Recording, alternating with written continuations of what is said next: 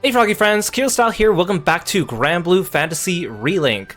Thank you so much for joining me here on stream. Hello everyone, good to see you. SkyLeap, congratulations on being first today. Ash, welcome in. And Livy, welcome to the stream. Thank you so much everyone. Hope you're having a great day.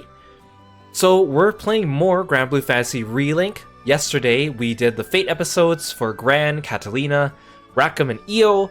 So today I thought we'd continue and do more Fate episodes, and we'll concentrate on the main Grand Cypher crew. So I have Eugen and Rosetta here, and I also threw in Id, because I think he's now part of the main crew, at least for this game.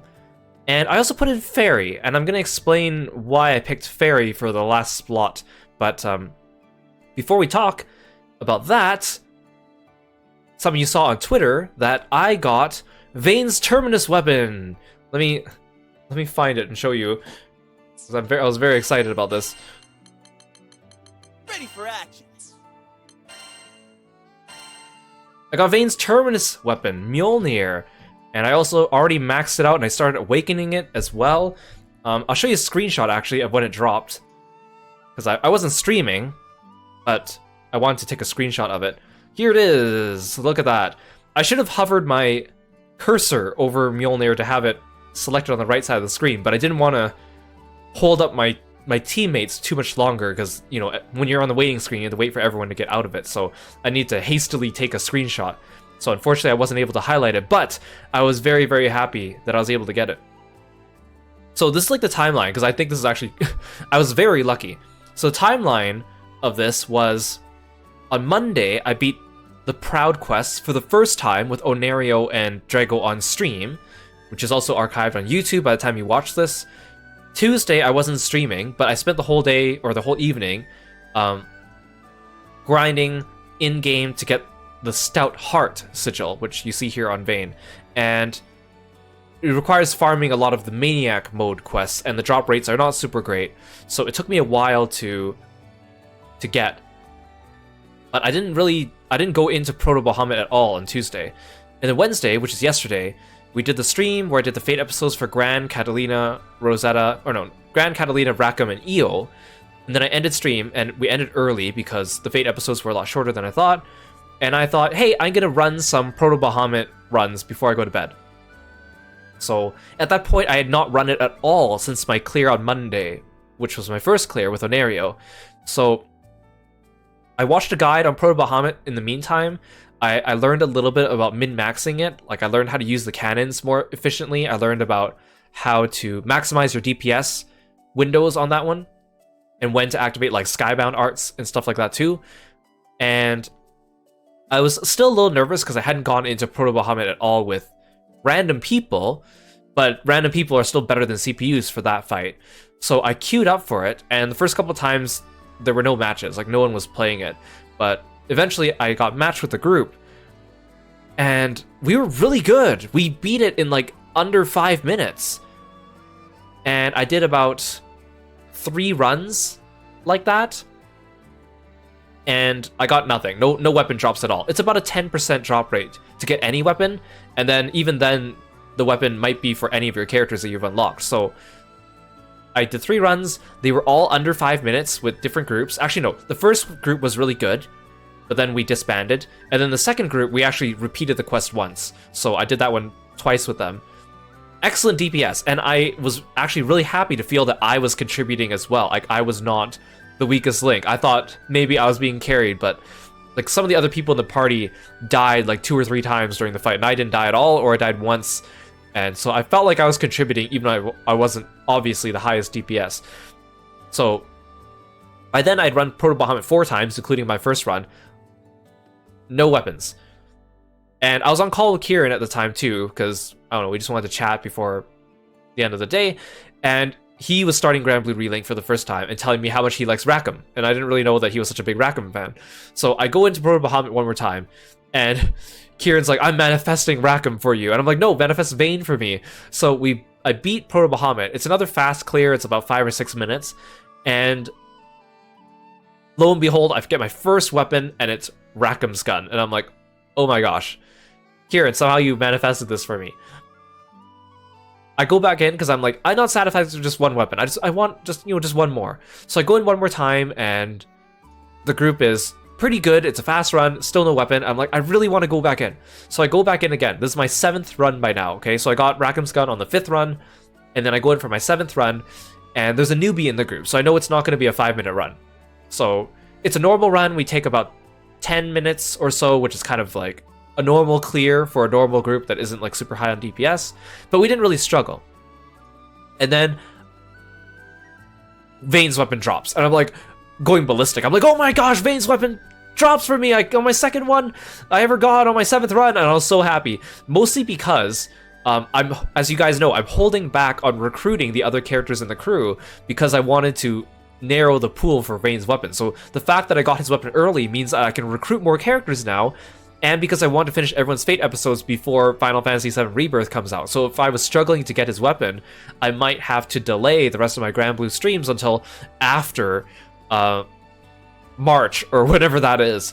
And I really want to be ready for Lucilius, which comes out, like, Lucilius is going to be a new raid in this game coming out in March. So I was like, I need to be ready. So I was just ecstatic. I was so happy. I went back. I stayed up a little bit later. I leveled up his weapon. I managed to awaken it like 2 or 3 times already with mats that I already had. I was just so happy. Yeah, my luck, man. I also skinned it with his original weapon because I don't like Mjolnir being a hammer. I like having an axe. So I was very fortunate and very happy. So now that we have that means we can start recruiting other characters. So I recruited Fairy. Yep, let's move out. To go along with these 3, and I recruited Fairy offline before the stream, so I'll put a clip of me recording Fairy and testing her out here. Alright, it's finally time. Let's recruit Fairy. Hello to you. Never hurts to have some backup, right? Okay, so here she is. Fairy, a young ghost who accidentally summons Celeste, the primal beast of death. Her afterlife was originally spent in isolation, but after finding her lovable ghost pets, her lonely days seemed like a thing of the past.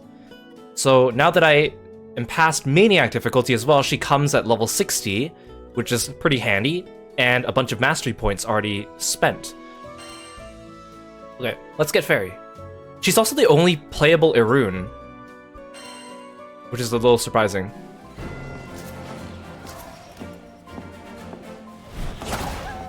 Did you miss us, Captain? Her little ghost pets are so cute. I like the little round ones. They're so cute.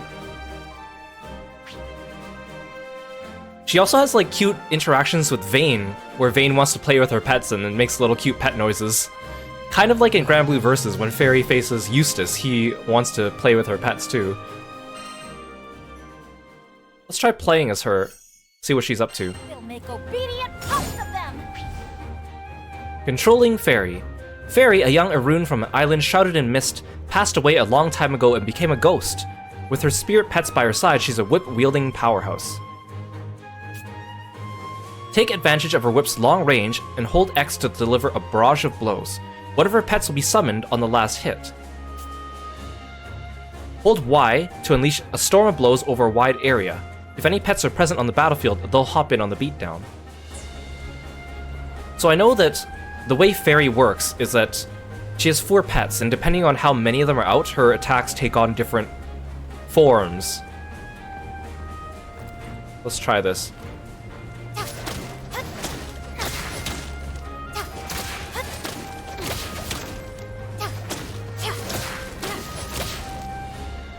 Okay, so she's got some reach.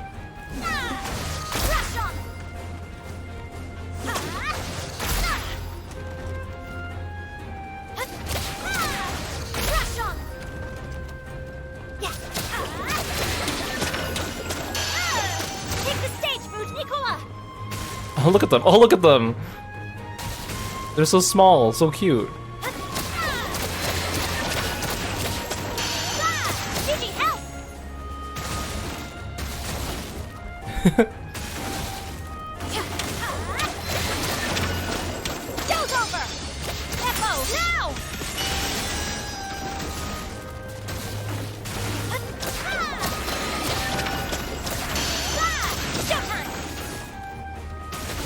Oh, where's her Her fourth pet. Maybe he only comes out for, like, the big attacks.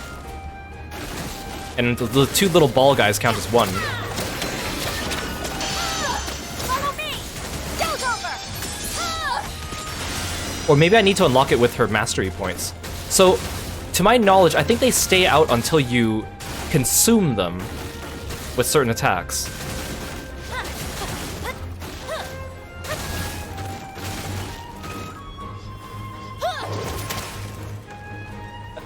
Oh, they're gone.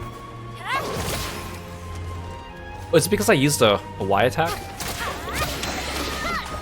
Fuji! Nicola! Okay, so when I use the Y attack, they disappear. Take the stage, Fuji! Nicola! Gigi! You're up! The show's over! Sick 'em! You don't scare us! Nice try! And I think certain skills of hers summon certain pets as well. So like, for example, if I don't have Fuji and Nicola out and I use a certain skill, they will be summoned after using that skill. Play dead! Show's over!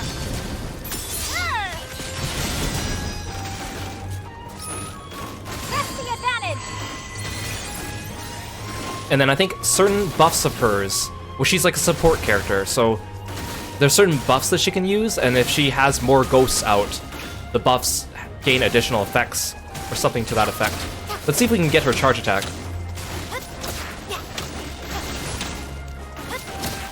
Show's over! I kind of want to add her to my main party, despite the fact that I didn't have her until now. It was kind of between her and Rosetta, to be honest. Because I don't think I really... I mean, I kind of want to replace Gran, but I also don't... I'm not sure if I want a party of Vayne with Cagliostro, Rosetta, and Fairy. It might be a good team, though. But Gran just has so many useful skills. Oh, my pets are gone. I guess they disappear after a while. All the Fairy mains out there are probably like, oh, Kiro's getting all the facts about her abilities wrong. There's your thing. Go back to whence we came. It's the right Requiescat. Yeah, because I see her big dog during that attack, but he's not one of these little summons. Okay. She sounds fun. She sounds fun. But I also heard that she's kind of hard to use. But she can't be harder than Rosetta in terms of positioning and stuff. Anyways, there we go. Fairy. And then there's our Fairy gameplay. And I did confirm that when people say that she has 4 ghosts, it's because 2 of them are counted as 1 slot. Beppo, or Gigi and Nicola. Anyways. The reason why I pick Fairy, for those of you that are unfamiliar with Granblue Fantasy, is that in Granblue Fantasy, there's a main story, and the main story mostly focuses on Gran, Catalina, Lyria, Vern, Rackham, Io, Eugen, Rosetta. That's the main cast.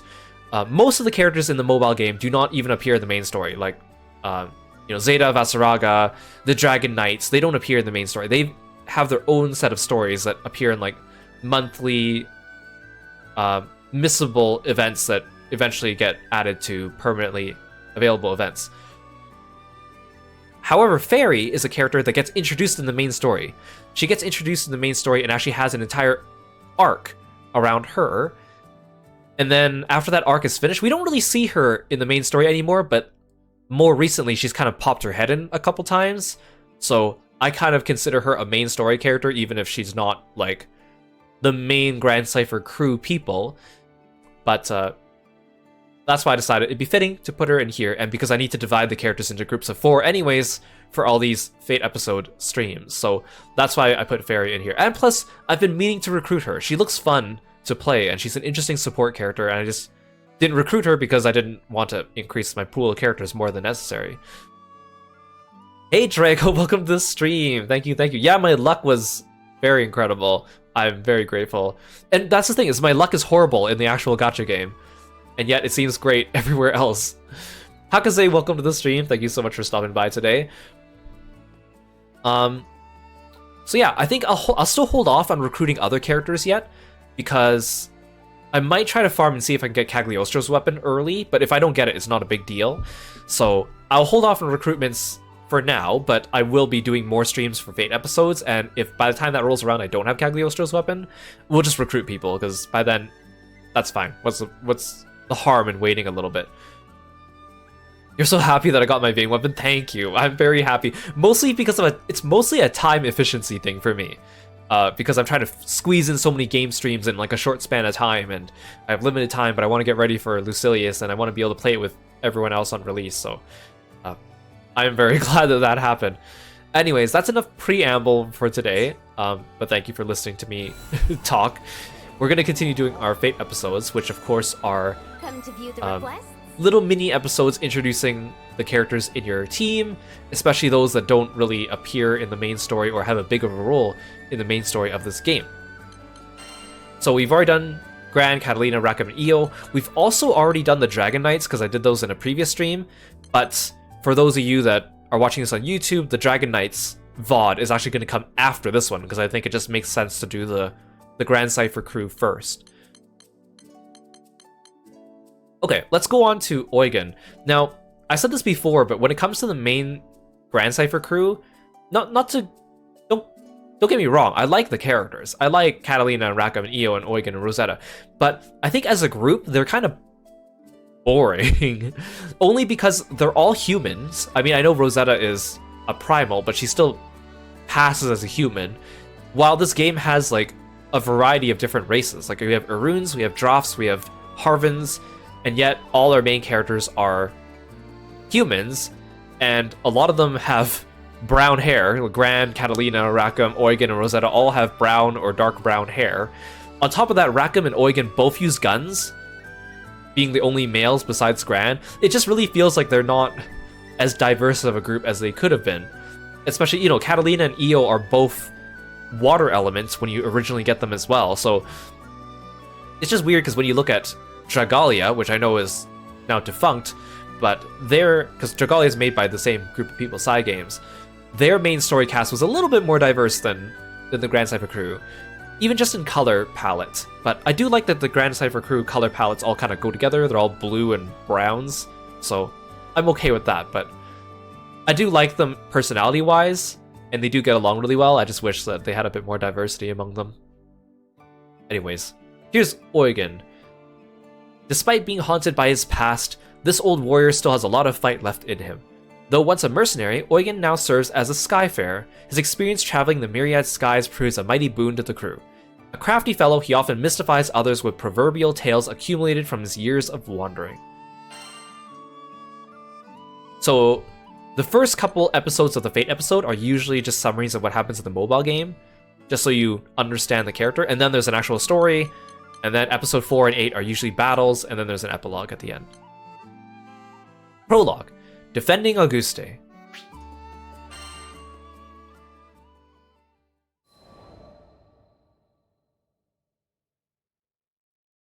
I once gave up being a skyfarer.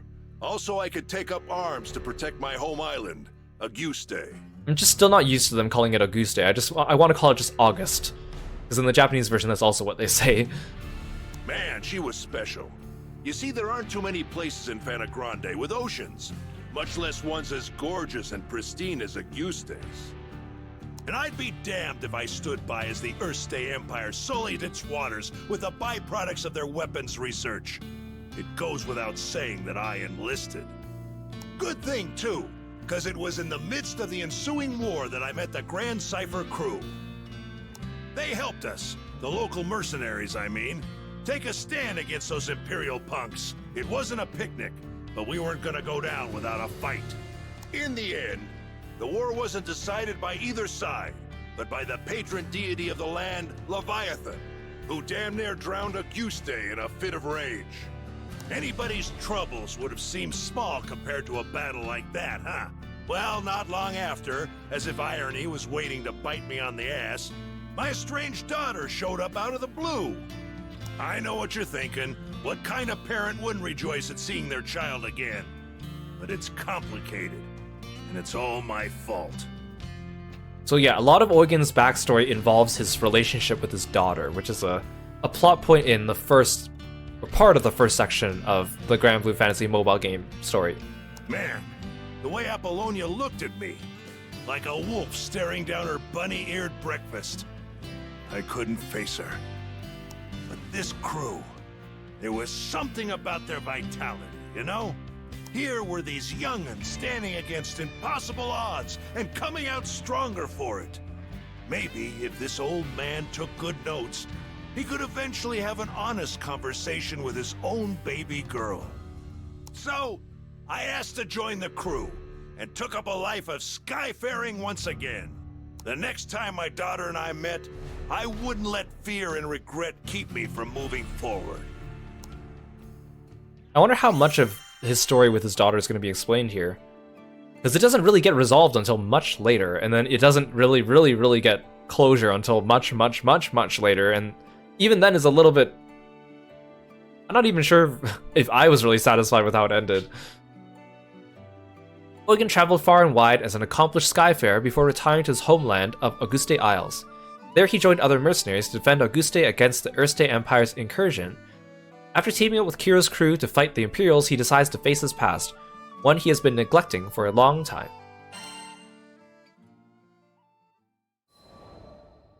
Family matters. How'd me and my daughter end up estranged? Well, the first thing you need to know is that my wife was stricken by a terminal illness. I refused to listen to the doctors. Terminal my foot. Even if there was no cure in Auguste, surely there ought to have been something in other lands. And so, I left my family at home, crisscrossing the skies looking for a cure. Got into a lot of adventures along the way, and somehow ended up making a name for myself. But no matter how far and wide I traveled, the cure eluded me. And while I was away, my wife, she breathed her last. I wasn't there for her when she needed me most. I never even got the chance to say goodbye. Regret and self-loathing crashed over me in never-ending waves, threatening to pull me under. You can't even begin to imagine the pain. And there was nothing I could do about it. It was all my fault. My daughter spent countless days looking after her sick mother, fighting off fear and dread. It's not hard to imagine why she hates me. She must have asked herself time and again, why was her father gallivanting across the skies while his family suffered? By the time I finally came home, she was long gone. There were no other relatives to turn to. The only family she'd known was no more. All I could do was stand, dazed and helpless, in the cold, empty shell of the home we'd made.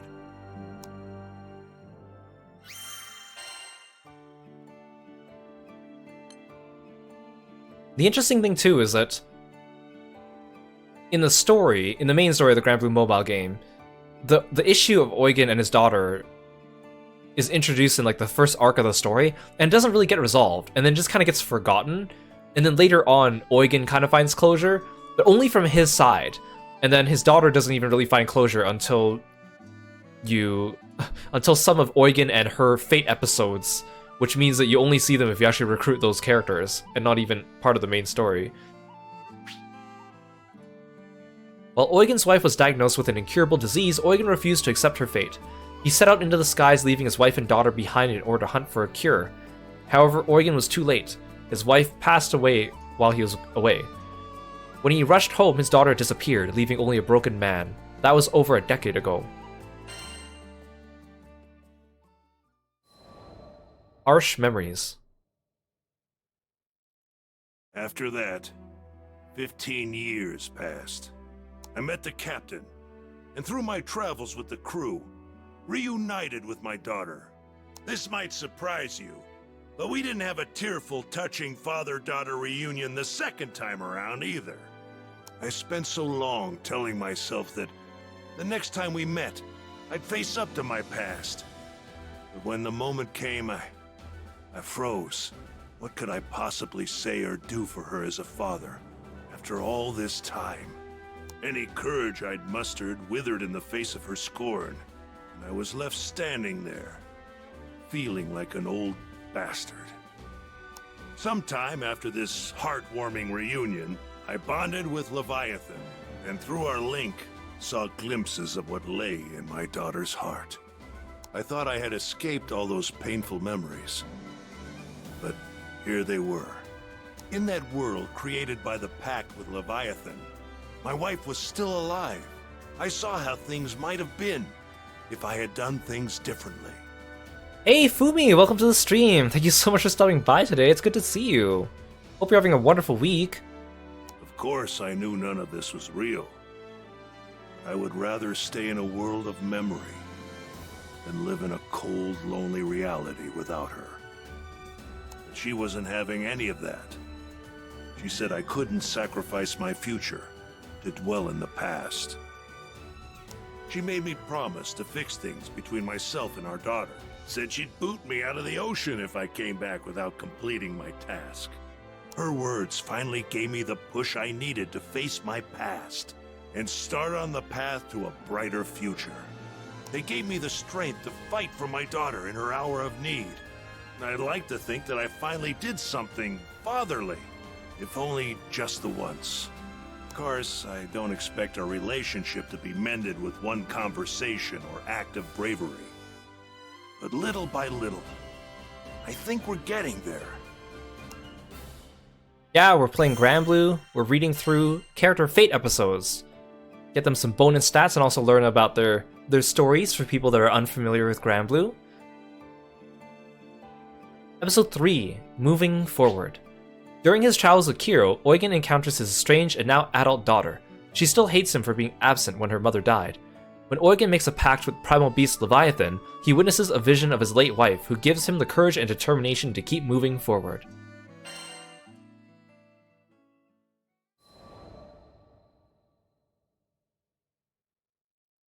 When Tempeal was hit by a devastating storm, refugees flocked to the safe haven of Folka. We heard the news and docked on the island, which was buzzing with activity. Yeah, this game is it's really fun. Unfortunately, I think the Fate episodes here are probably the most boring part of the game, but I'm determined to cover everything there is to cover on this Let's Play, so we're going through them. They're still fun, but compared to the rest of the game, they're not as interesting. All of my friends said that they skipped the Fate episodes, so they actually have no idea, for the most part, what these stories are about. At least they're voice acted. I'm glad they're fully voiced. It was clear. All hands were needed on deck as reconstruction efforts got underway. So we walked through the city, looking out for opportunities to help. That's when we saw a distressed young draft. We didn't know the details, but it was plain as day that something wasn't right. He was stumbling around, eyes unfocused, and staring into space. I couldn't shake the feeling that we shouldn't leave him on his own. So we ended up trailing him. We came to the edge of a cliff.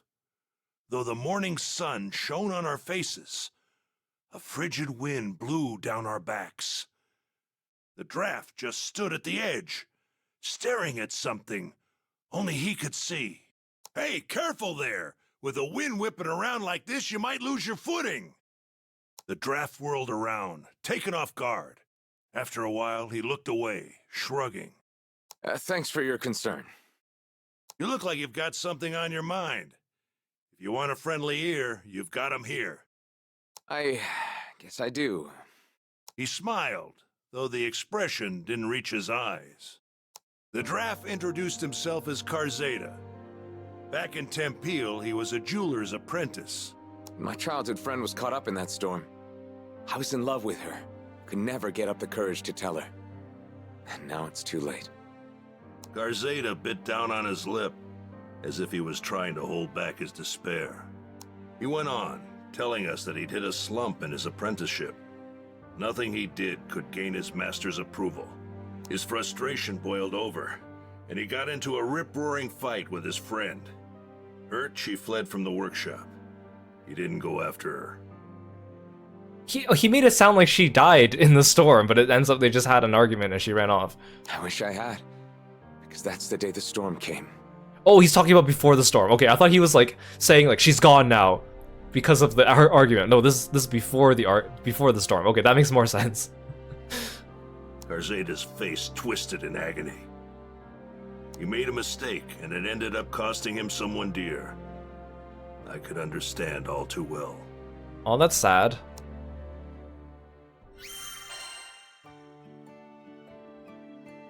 Always make sure that you let people know that you appreciate them. You never know when you might not have the chance to do that. One day while wandering around Fulka, Eugen encounters a young man racked with guilt. His name is Garzada, and he lost his childhood friend in the storm that hit Tempeal before he could tell her his true feelings. Right, I haven't played as Eugen before either, so this will be new.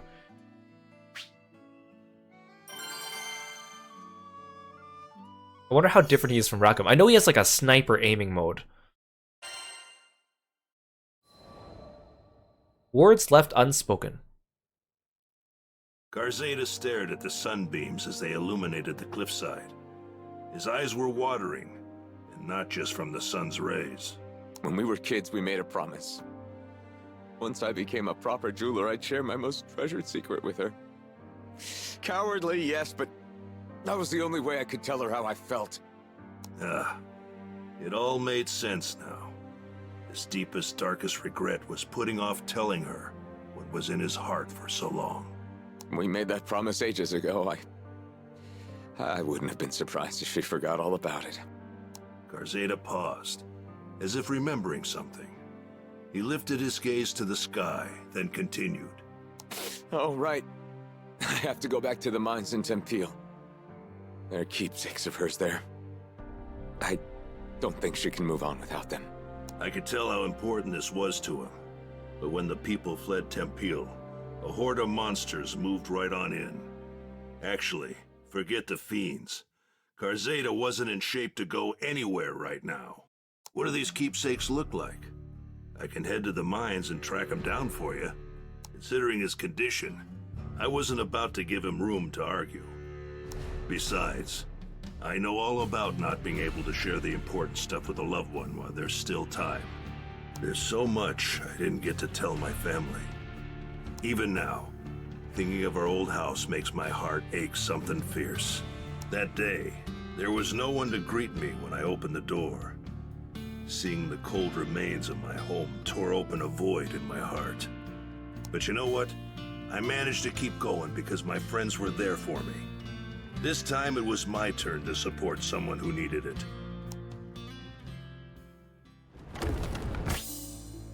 Oh.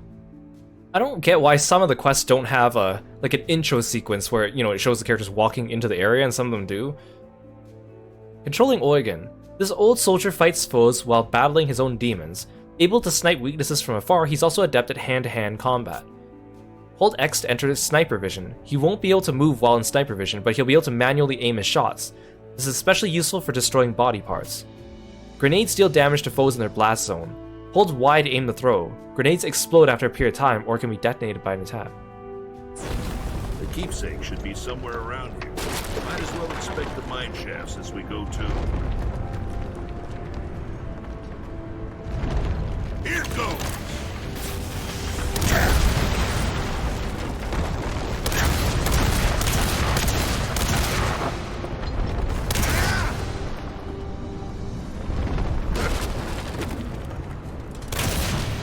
Okay, oh, so if I don't hold it, I can just do regular attacks. How do I guess his X attack can't melee it, like, it can't... I saw him punching and kicking in his animation there, but... Yeah, and then Y is grenade? Oh, they just lay there until they're set off. Oh no, they go off after a while, okay.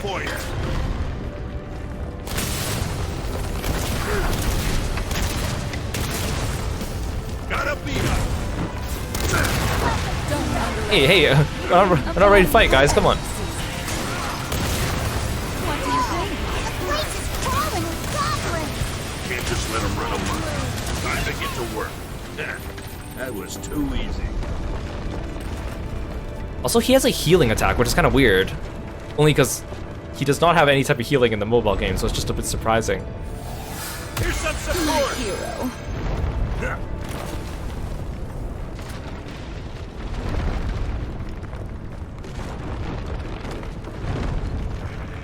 So it transformed. Well, I guess I gave it the skill that makes it instantly transform. Well, who invited you to the party?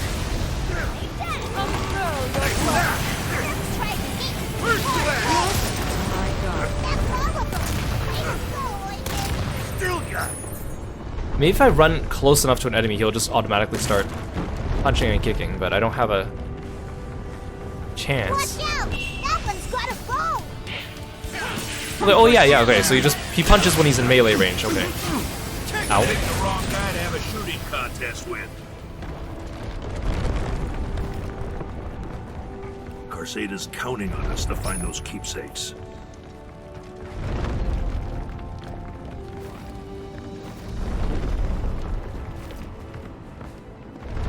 Watering can, a shovel. These are the keepsakes. Huh? Did you hear that?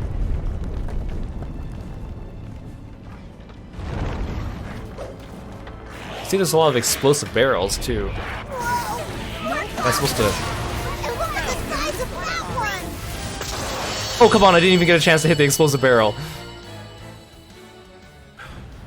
We got the big one. I think we can test Wait! Let's head back to town. Oh, it didn't even explode that much. this. The place was crawling with goblins. Good thing we came instead of Carzada. Here goes! Okay, I don't think those barrels are actually explosive. They're just barrels. Yeah, I'm too OP for that quest. Carzada said his friend loved flowers. Tempeal's soil was harsh and didn't lend itself to flora, but her dream was to grow a variety of flowers and let them bloom all over the land. Knowing how much her dream meant to her, Carzada wanted to bring her gardening tools back and place them in front of her grave. His hands were trembling when I passed them over. Thank you. Thank you so much. He was so choked with emotion that each word sounded pained, like thorns sticking in his throat. I kept my eyes on him. It felt like if I looked away for even a second, he'd fade into the great blue beyond. He was still grappling with his hurt. You wanted to say goodbye to her properly, right? Come on, I'll go with you. I slapped him on the shoulder, silently willing him to pull himself together. I appreciate that. Thank you. Carzada hugged the tools tightly against his chest, his teeth biting down hard on his lip. It broke my heart, seeing someone so young deal with such overwhelming tragedy. The least I could do was help him see this through.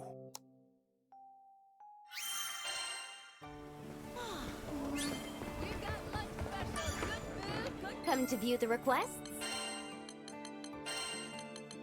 Episode 5. Rest in Peace. Carzada's deceased friend loved flowers, and her dream was to make them bloom in Tempeal's barren soil. Carzada asked Eugen to search the mines for her gardening tools. The mines have been overrun by goblins, but it's nothing the crew can't handle. They find the precious tools and return them to Carzada. Hey Mabu, welcome to the stream! Thanks for stopping by today, it's good to see you. I got Vane's Terminus weapon yesterday, so I'm free. Well, sort of free.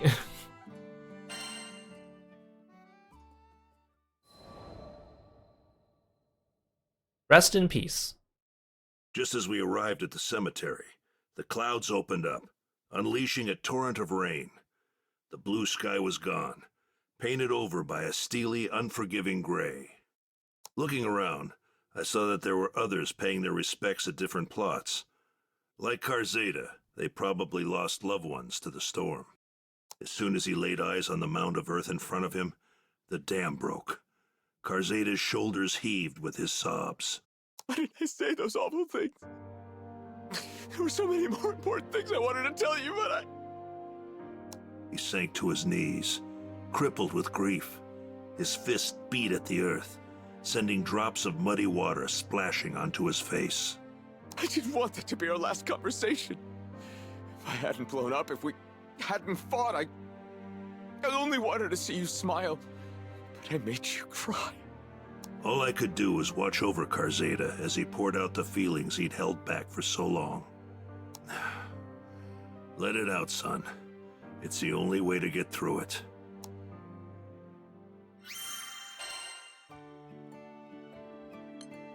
Episode 6, Carrying on Her Legacy.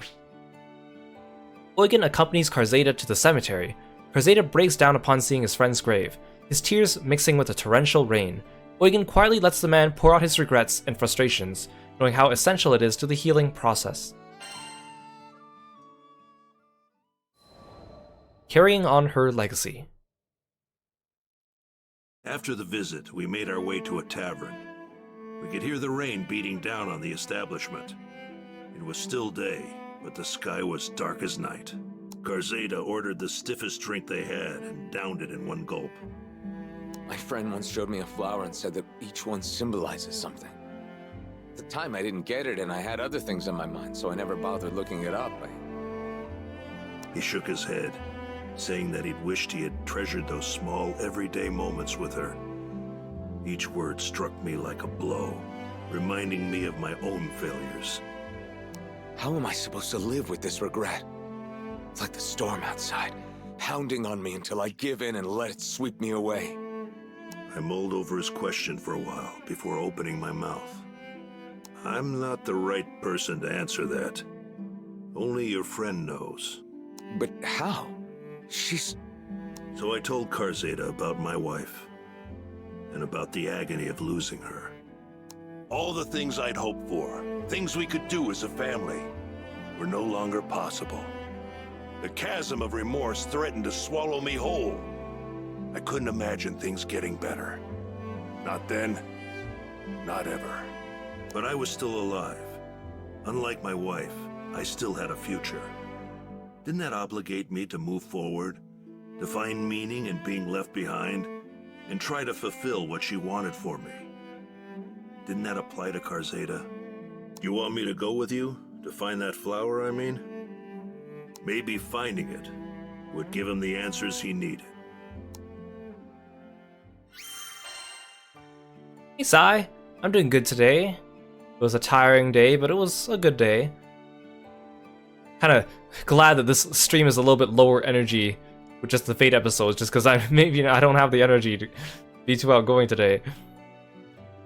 Karzeda asks Eugen how he's supposed to live with his regrets. Eugen decides to tell Karzeda about losing his wife. The old Skyfarer suggests Karzeda might gain closure by finding out what his friend was trying to achieve. Answers in the Forest. You think we can find the flower? That sounds like a good idea. Karzeda spoke haltingly, as if remembering the times he shared with his beloved friend. She'd always loved flowers. Tempeal was a land forged by its mines, and its climate wasn't suitable for flowers. But that wasn't going to stop her. As if that thread of memory had unspooled another, Karzeda said that his friend mentioned having a secret flower garden. But she hadn't told him the location, so he wasn't sure where to begin looking. Sometimes she'd head out to a forest near Folka. If the garden's anywhere, it's probably somewhere in there. It might be a long shot, but that doesn't mean we shouldn't try. I drained the last of my glass. We stepped out of the tavern. The rain had stopped. The air was humid, but the sun was a welcome sight after the rain. I squinted up at the brilliant blue sky. There, arcing over the forest, was a large rainbow.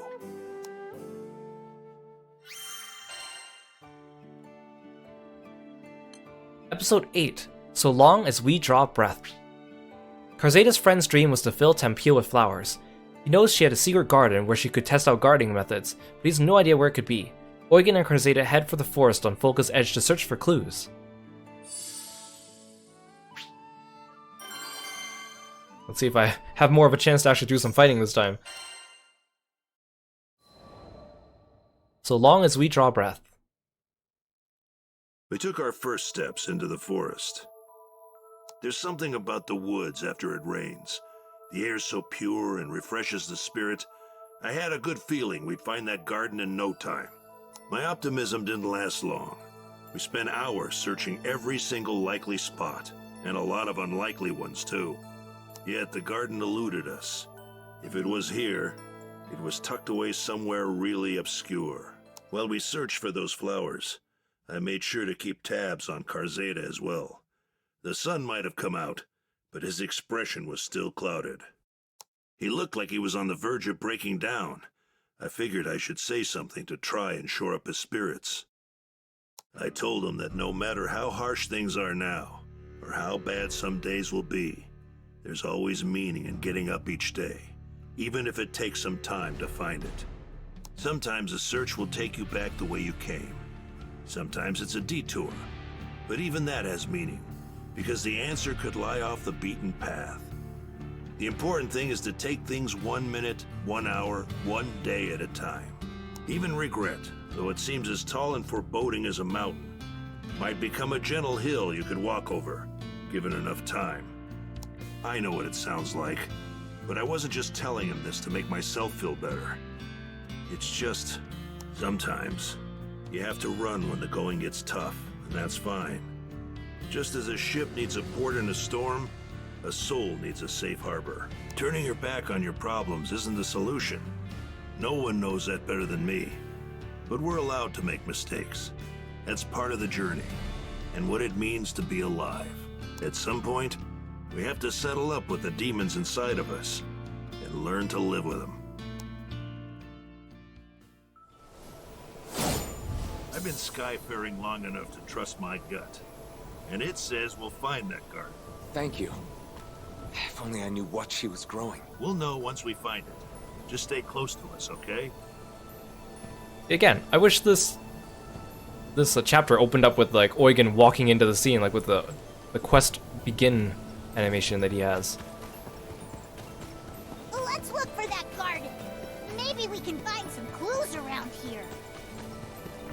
With the number of Fate episodes that take place in this chapter 1 location in the game, I'm getting very used to seeing these woods now.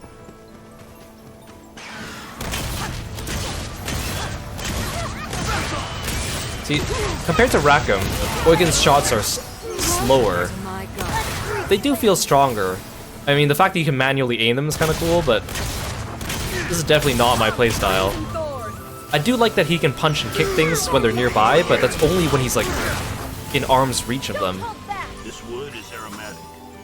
It should ward off the beasts. Maybe it was put here to protect the flowers. There might be more nearby. Another scented stick. And more over there. There sure are a lot of sticks lying around. How'd they get like this? Keep your eyes peeled. The garden ought to be nearby.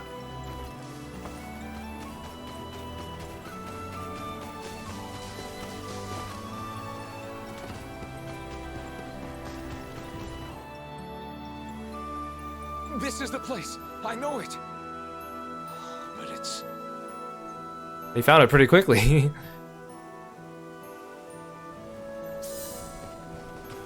Probably a boss stomping around here, huh? Damn it. Monsters are really going to town. First things first, we fight. Get back, Cartana. I mean, it's cool that they have a character that has like the sniper thing, but Flyer, huh? Nothing being my gun can't handle. Gotcha covered. How about no? put down some grenades. A wyvern too? Give me a break already! There's a little payback. Not even a boss.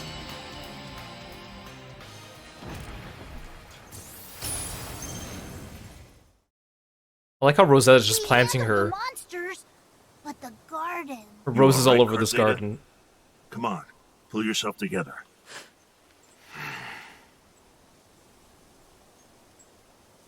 Rosetta says, "Welcome to my garden." It's like, Rosetta, this isn't your garden. Read the room. People weren't the only ones who lost their homes to the storm. Monsters that were driven from their former territories flocked to the woods surrounding Folka. We finally found the garden, but the monsters had trampled a good chunk of the flowers, leaving behind only a few pathetically wilted survivors. Garzeda stared at the carnage, dumbstruck. I couldn't blame him. It's not like the monsters had done it on purpose, but they might as well have stampeded over his broken heart. I'm no gardening expert, but even in their sorry state, I could tell that the flowers had been well cared for. Fertilizer, spades, watering cans, and other tools were laid out. Inside one of the equipment boxes, we found a notebook with detailed records of all the flowers she had planted. The notebook had instructions on how much fertilizer was needed to help the flowers take root in the mineral-loaded soil, the best time for planting, the names of the flowers, and what they symbolize. I passed the notebook to Karzeda, who began reading it as if the secret to life was written in its pages. Maybe for him it was. The last page described another flower garden, separate from this one. With the notebook to guide us, we went in search of it. As we walked, I prayed for Karzeda's sake that the other garden was intact.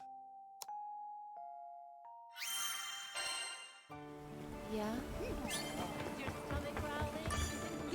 Yes, can I help you? Episode 9, The Promise. Eugen and Karzeda locate the secret garden, but monsters have trampled the flower beds. Karzeda once again loses hope. Amid the debris of broken tools and decaying plants, Eugen finds a notebook filled with notes, botanical records, and directions to another garden. Oh, this garden's got a lot of nice flowers. We came to a quiet clearing in the forest, devoid of any beasts. The only other presence besides us was a crisp breeze. Shafts of sunlight peeked through the trees that shaded the garden. I felt my breath catch in my throat as I took in the sight. Purple anemones bloomed, filling the entire clearing. Just looking at them, I could feel the tension drain from my body. That's it. These are the flowers she talked about. Karzeda opened the notebook. Flipping through its pages, he came to the section on anemones. Tears spilled down his cheeks as he read her notes. I see. So that's what she was trying to tell me. After a while, he pulled himself together and turned to me. Thank you for everything. I saw it through his tears and heard it trembling on his voice, a fledgling seed of hope. If you hadn't come when you did, well, I never would have known what she wanted to tell me. He smiled, a pure expression devoid of the previous darkness. She dreamed of a Tempule blooming with flowers, and I'll carry the torch. I'll make sure her dreams come true. Glad to hear it. Just keep putting one foot in front of the other and you'll be fine. Karzeda placed a hand over his heart and closed his eyes, as though speaking to his beloved. Or maybe he was burning the sight of this garden in his mind's eye. Our time together came to an end, but I felt as if the storm clouds were truly gone, and in its place was a clear blue sky. Maybe part of the reason I was drawn to Karzeda is that I could sense that we shared something important. We both had regrets weighing us down. We made our share of mistakes. Still, there's no turning back time. All we can do is keep marching forward. Now that I think about it, just as I was there for Karzeda, there were a lot of people propping me up on my journey. I owe all those people my thanks. It's because of them that I stand here today.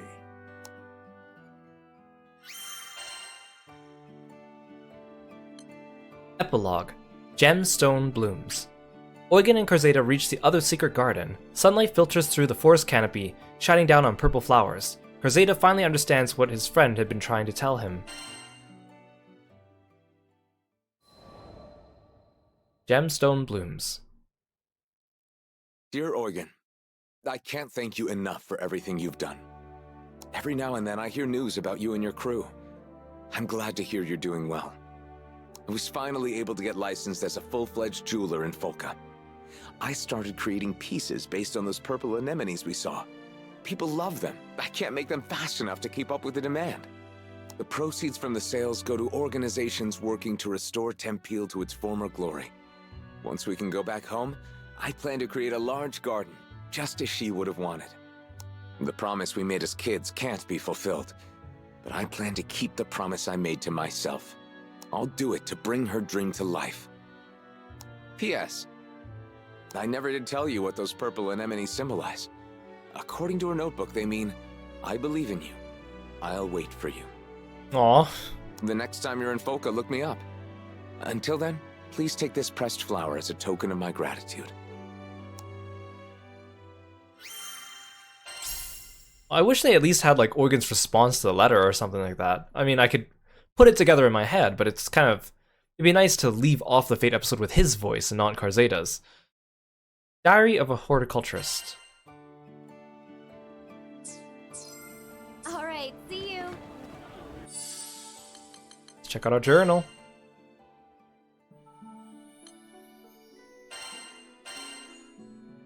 Oh right, Fairy got added because I recruited her. Eppa, one skinny pup. Fuji, like a ball with two horns. Nicola, only one horn here. Gigi, kinda rabbity. Momo, built like a tank.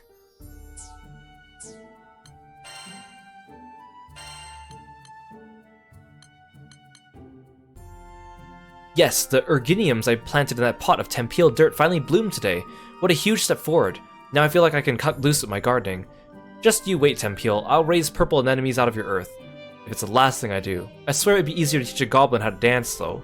Speaking of teaching half-witted creatures, I wonder if that lunkhead understood what I was getting at when I mentioned the symbolism behind anemones. Probably not. He wouldn't notice a rock if it hit him in the face. That's alright. I have my dream and he has his. All we can do is reach for them. But until then, I'll keep on waiting. As long as we're together in the end, I can wait, no matter how long it takes. Oh, that's sad considering that it's her diary entry.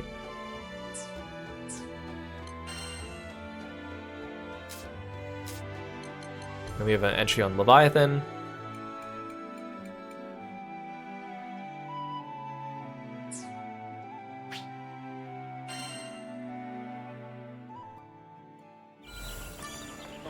Come to view the requests? Have Wait, a nice day. Said I got another entry.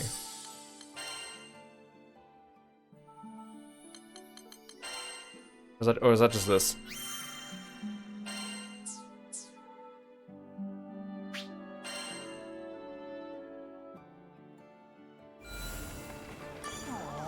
Hello there. Okay, I think Eugen's Fate episode, I'd rate it like maybe a 6 out of 10. Like I wasn't like super engaged, but I think the message behind it is good. And the whole like losing a loved one is another thing that a lot of people could probably relate to, and I think it brought out like a side of Eugen's personality that people might not have known if they didn't play the mobile game. So overall, just above average. Let's do Rosetta's. Rosetta, a mysterious woman who guides Kiro's crew throughout their journey. Rosetta is the incarnation of the primal beast Rose Queen and has traveled with Kiro's father in the past. So when we first meet Rosetta in the mobile game, she's very mysterious. She like is very coy and keeps to herself, but also like drops hints that she knows more than we expect. And it isn't until kind of later in the story that they learn that she's a primal beast, although it's made pretty obvious by the time you get there because they hint at it like so heavily that as a player you're like, well, of course. And then now that, I mean, ever since they kind of made it out in the open, they just openly flaunt the fact that she's a primal beast in all the spin-offs, like Granblue Versus in this game, so it's not really a secret anymore at all. But I liked Rosetta because, I mean, one, she's elegant and pretty, and also I like the elegant lady with the secrets kind of trope, you know? Oh, speaking of which, I never looked at... I was going to show you guys Eugen's color palettes, and I didn't do that at the beginning of the stream. Because we haven't looked at it yet. He has red one. It's a blonde version. Then he has, of course, the black outfit and the white outfit. He has a camo outfit. Blue.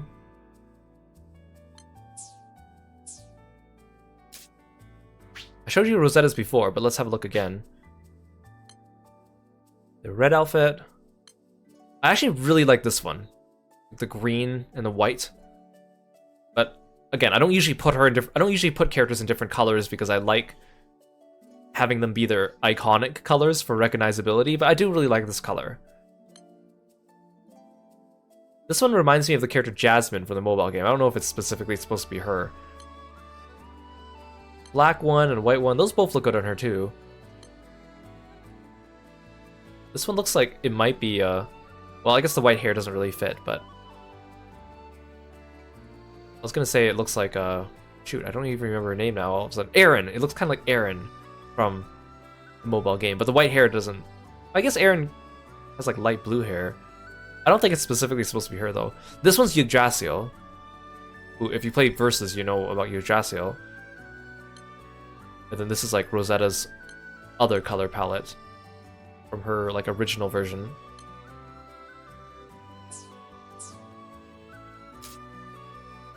I haven't looked at fairies. I like this art. I like how she's like playing with her two little ghosties, and the one is like holding the little flower.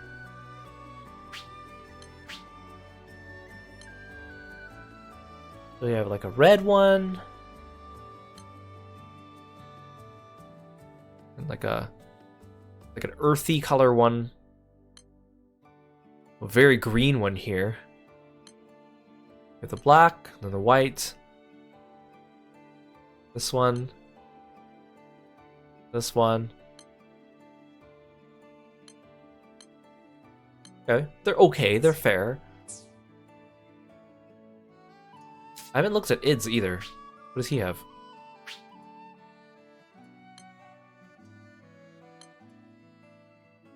Oh, interesting. Color palette, interesting. The black one, the white one.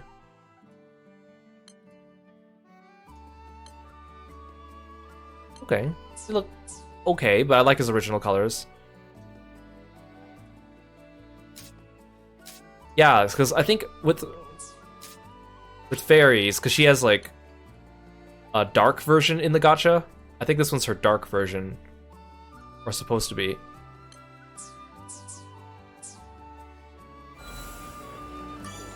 Okay, let's do Rosetta. Can I help you?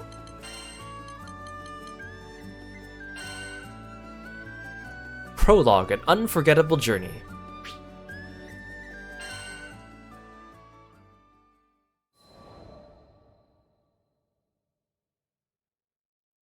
Zega Grande, the forgotten skydom. As I gazed into its perennial blue, I reflected on my last time here, during my travels with him. My memories of this place were distant, yet unforgettable. So Gran's dad also came to Zega Grande. Of course he did. Have you been here before, Rosetta? Hmm? Perhaps I have. Who can say? Eventually, I'll share my tales of the captain's father and our journey together. When the time is ripe, of course. Which means never. But first, I would need to sort through my own emotions. It was here in these skies that we would eventually part. I know. In the eyes of eternity, our time together lasted no longer than a blink. Yet his impact on me felt nothing short of eternal. Oh, that's new lore. So it was in Zega Grande that Rosa parted ways with Gran's dad? That's new lore. Not that it really changes anything, but Hey, Zeitsky, welcome to the stream. Thanks for stopping by. Indeed, it wasn't nostalgia that I felt upon revisiting these skies. Rather, it was the significance of this place and all that transpired here that weighed heavily upon my heart. Well, Rosetta, are you gonna tell us? As Rosetta gazes at the sunny skies of Zega Grande, the forgotten skydom, she thinks back to how she arrived at this point. Her adventures with Kiro's crew feel like a blip in her long existence, but that doesn't make the trip any less meaningful.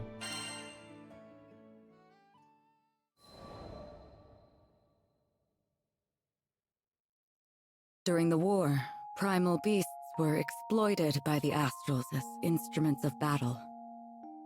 Disorienting hearing Rosetta's English voice while playing Persona 3 Reload. I think they nailed the elegant lady type of voice here. I'm also getting used to the English voices of the Granblue characters now. Because of course I played the mobile game, which only has Japanese voiceovers for like 8 years now, so I'm very used to those voices, and I'm now accustomed to the English ones after playing this game for so long. And Versus as well, I'm getting more accustomed to that. Withered and faded, one primal would eventually drift to Lumacier Archipelago, making a home for herself. Over time, she grew accustomed to the comforts of its forests and the serenity they offered. It was a far cry from the brutalities of war. Centuries would pass until a young man stumbled upon her domain, forever altering the course of her life. She engaged him in a vicious battle, but was ultimately humbled in defeat. Accepting her fate, she resigned herself to death. However, the man would sheath his blade and, to her surprise, asked if she would join him on a journey across the skies.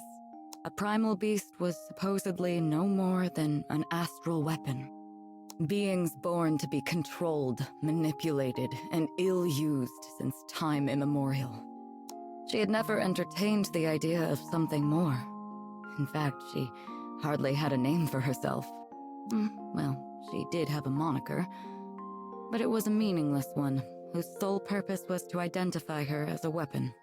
Perhaps out of pity, perhaps out of kindness, the man bestowed upon her a new name. It was from that moment she would truly blossom. Rosetta. It was his gift to her, one she would treasure and love for eternity.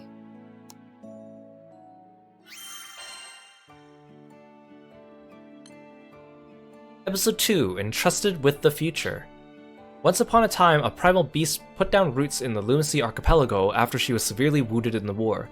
Centuries would pass and she'd lose a battle to a young man who came to her island. Instead of dealing the finishing blow, the young man invited the primal to join the crew. He gave her the name Rosetta.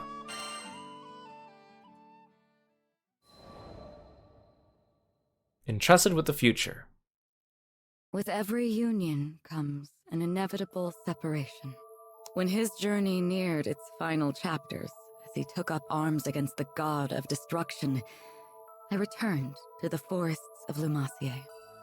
After my return to the archipelago, I briefly longed for his companionship, but the flora and fauna kept me company. Decades came and went, and one day I would encounter yet another young visitor to the island. There was no mistaking it. This was his offspring. I realized at that very moment the time had come. He had entrusted this child to me from the ends of the skies. My heart swelled, but I concealed my excitement, flashing naught but a smile at the young captain. I would join the up-and-coming Skyfarers crew on the Grand Cipher for another journey across the skies, this time as a bystander. During their travels, they would experience joys and triumphs, alongside loss and hardship. I continued to observe from afar, doing my best to obscure my true intentions. My roots were well planted in the past. Knowing what I knew, would I be able to act as a part of their crew in earnest? Before long, my ambivalence would come to a head. My convictions had begun to waver. Was this the right approach? Of course, I was conscious of reality. I knew their journey wouldn't be easy. They would have to face the harsh life the skies had in store for them. And with our foes only becoming more and more cumbersome even for myself, could I possibly protect them? My presence on the Grand Cipher was inconsequential, and at worst, a hindrance to the crew. I thought if I weren't here, the captain, Io, the entire crew would handle themselves just fine. Perhaps the time had come to retire to the forests once more. But as I was preparing to leave, Io grabbed my hand so sweetly, so innocently, and said she needed me to stay. I couldn't bring myself to abandon her. I would be the bystander no longer. Everyone in the crew had a role to play, and I would be the exception no more. Finally, I found my purpose. I was free to experience the skies once again, hand in hand with the captain. It wasn't duty or obligation that anchored me to this crew. It was love. And I promised to always protect them. I would leave no regrets in the skies. Thus, our journey continued. Only this time I felt that I was a true member of the Grand Cipher.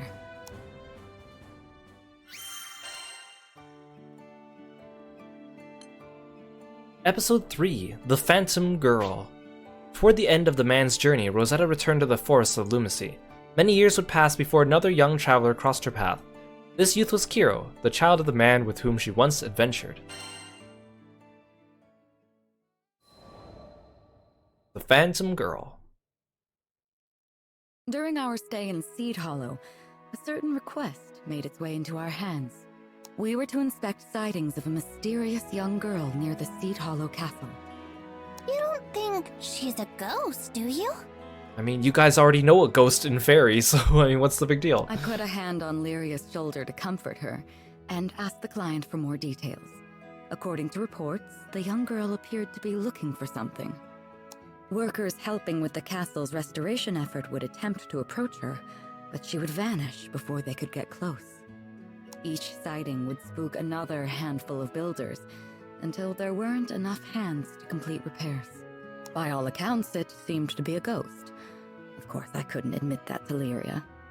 Like how apt I decided to do Fairy's Fate episodes today as well, and we're talking about ghosts here in Rosetta's. It was not uncommon for spirits to take refuge in ancient ruins or castles, and play tricks on any unfortunate souls passing by. They were almost never malicious, even friendly sometimes. However, we couldn't take our chances. I just wished we had more information to work with. There was something familiar about this story. I just couldn't quite put my finger on it.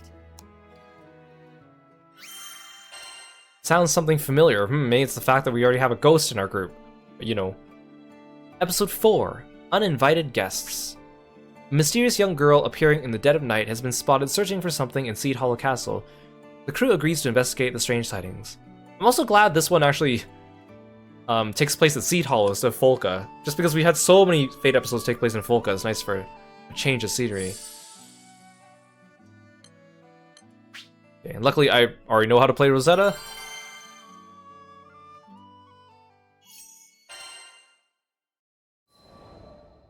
Uninvited Guests.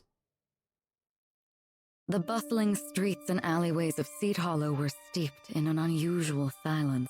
Rumors of the phantom sightings had spread, and the citizens became too fearful to leave their homes.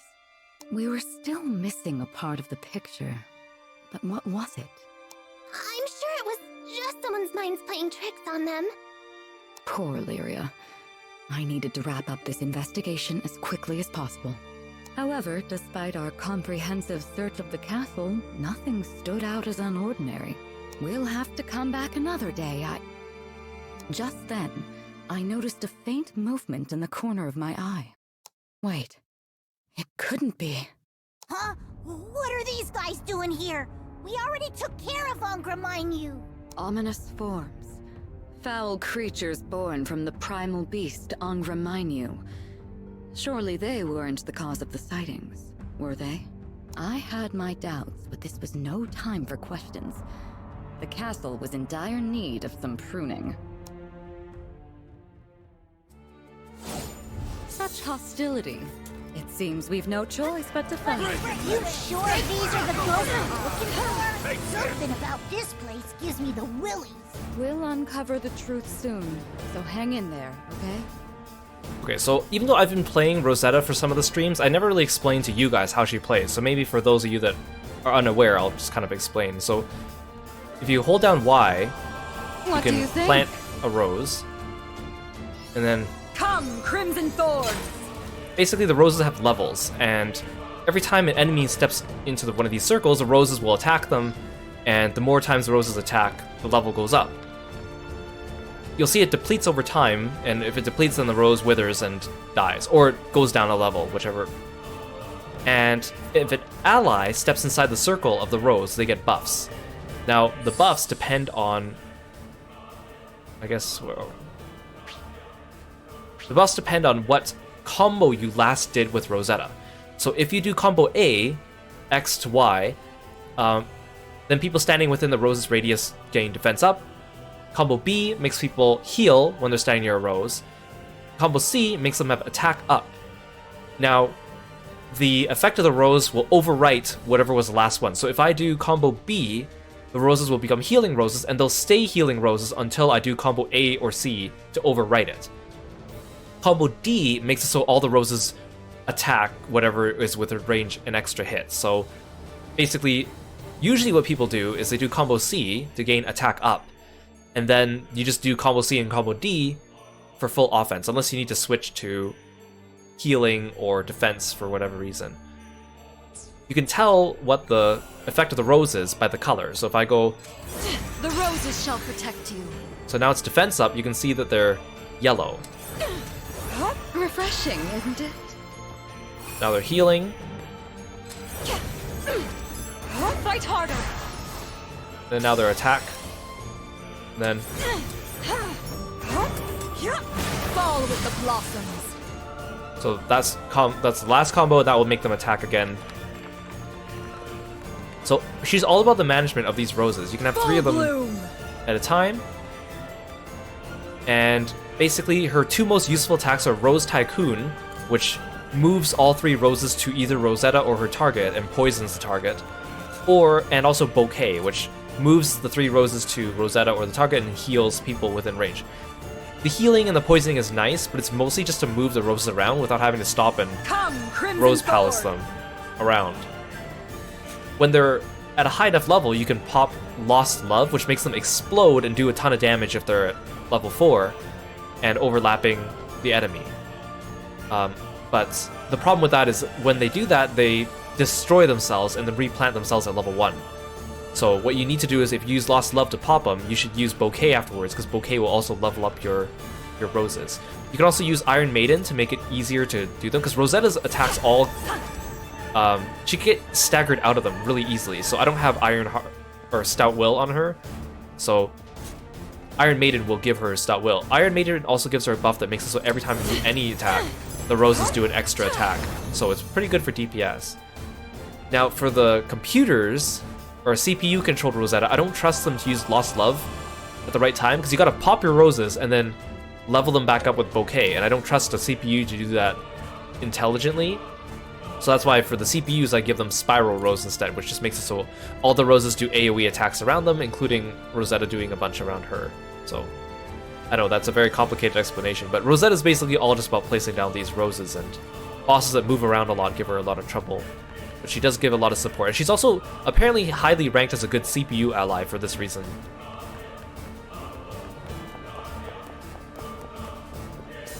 This place will need more than a restoration if we don't do something about this. A bloom for any season. Looks like it's clear for now.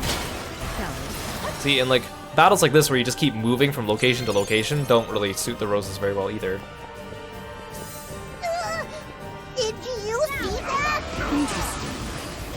He supposedly disappears if you attempt to get close. But perhaps that wasn't the entire truth. Our job's not finished yet. Shall we?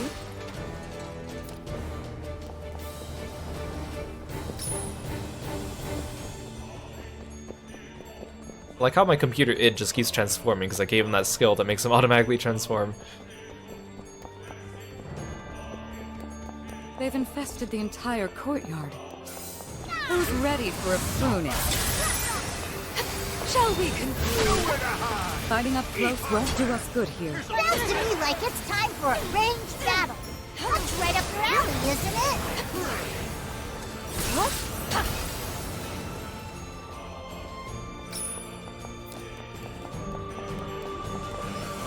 Full blue!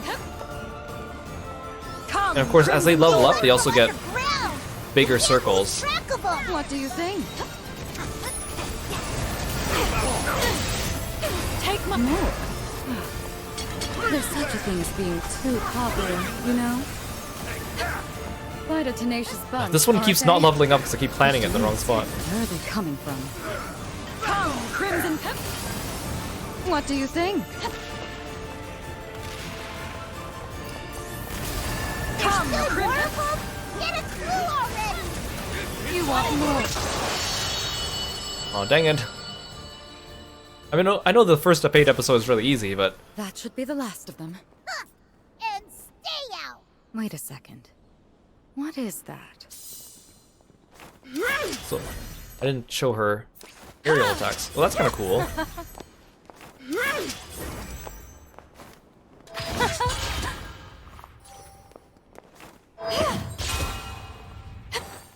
Interesting, interesting.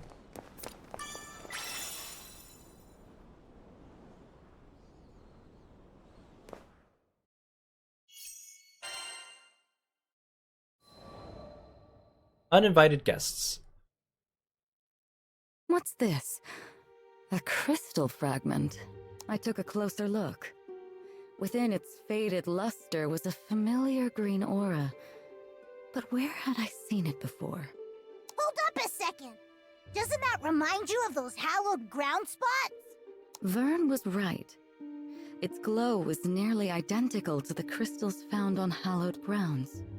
Their unique aura kept monsters at bay, providing travelers with safe haven. Did this shard come from one?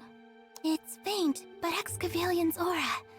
I can feel it coming from inside. No, not Excavalian. That couldn't be. I focused on the crystal splinter in hand, and indeed, there was the presence of a familiar primal. Excavalian was the primal beast of Dolly Island, much farther than a stone's throw from here. So why were we able to feel its presence all the way in Seed Hollow? It's not the only one. I think I can feel another primal beast here too. Another primal? How could that be possible? A phantom girl, Excavalian, ominous forms, and now another primal beast. None of it made any sense. As we unraveled more of the castle's secrets, it became clear that we had barely scratched the surface of its walls. Interesting, interesting. Hello there.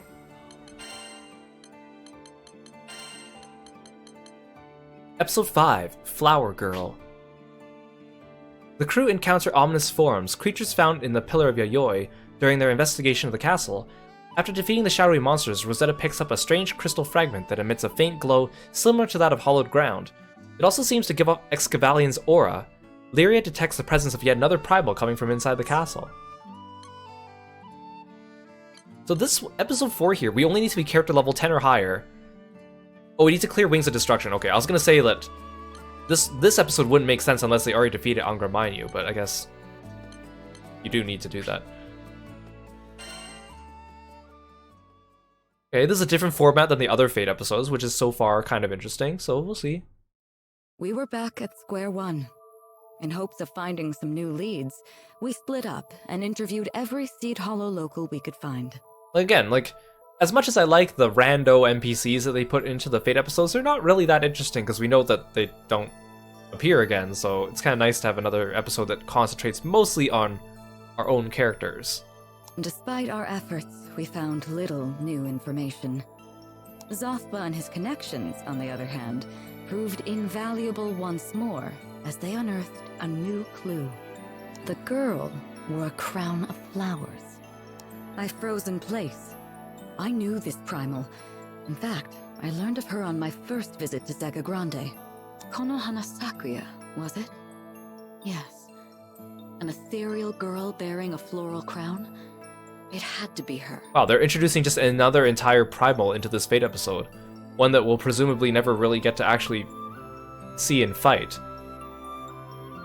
Her presence would explain why Lyria sensed a primal beast in addition to Excavalian. She was pack-bound to Ulmarine Island, and she held domain over blossoming flowers. The unusually vibrant bouquets blooming across Seed Hollow just added more proof of her proximity. With the culprit identified, only one problem remained. Me. After what Sakuya and I went through, I doubt she would ever show herself around me again. Oh, so you have a past history with Konohana Sakuya. Also, that means that if they're using it here, that means they're never going to use Konohana Sakuya in any other Granblue setting, because unless they retcon this one.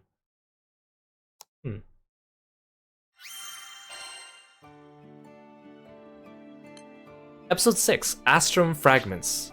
Despite their best efforts, the crew's investigation finds no sign of the mystery girl. It's Zothba who breaks the case open. He reports that the girl wears a crown of flowers. Thanks to this clue, Rosetta believes the girl is actually a primal beast called Konohana Sakuya. Are you sure it's a primal beast, not just a persona? Before I could share this revelation, there was something else I needed to discuss with the crew. Not about Konohana Sakuya, but my time spent with the captain's father. His crew was on a journey to collect astrum fragments. These fragments were said to have fallen straight from the astral realm and contained the power of the primal beasts themselves. Using the fragments, the captain's father could separate astral power embedded within primal beasts and return them to their original forms. That was the purpose of his journey. She is just dropping lore bits here outside of the mobile game. It's kind of like how Granblue vs. Rising's story had a very, very direct connection to the main story of Granblue Fantasy, the mobile game, which I found very surprising they would put such a main connection in like a spin-off game, so to say. His was a mission of liberation, to free so-called deities and legends who were tethered to the sky realm. Once free from the shackles of their corporeal forms, they could fade back into the nebulous ideas and faiths that had given them structure in the first place.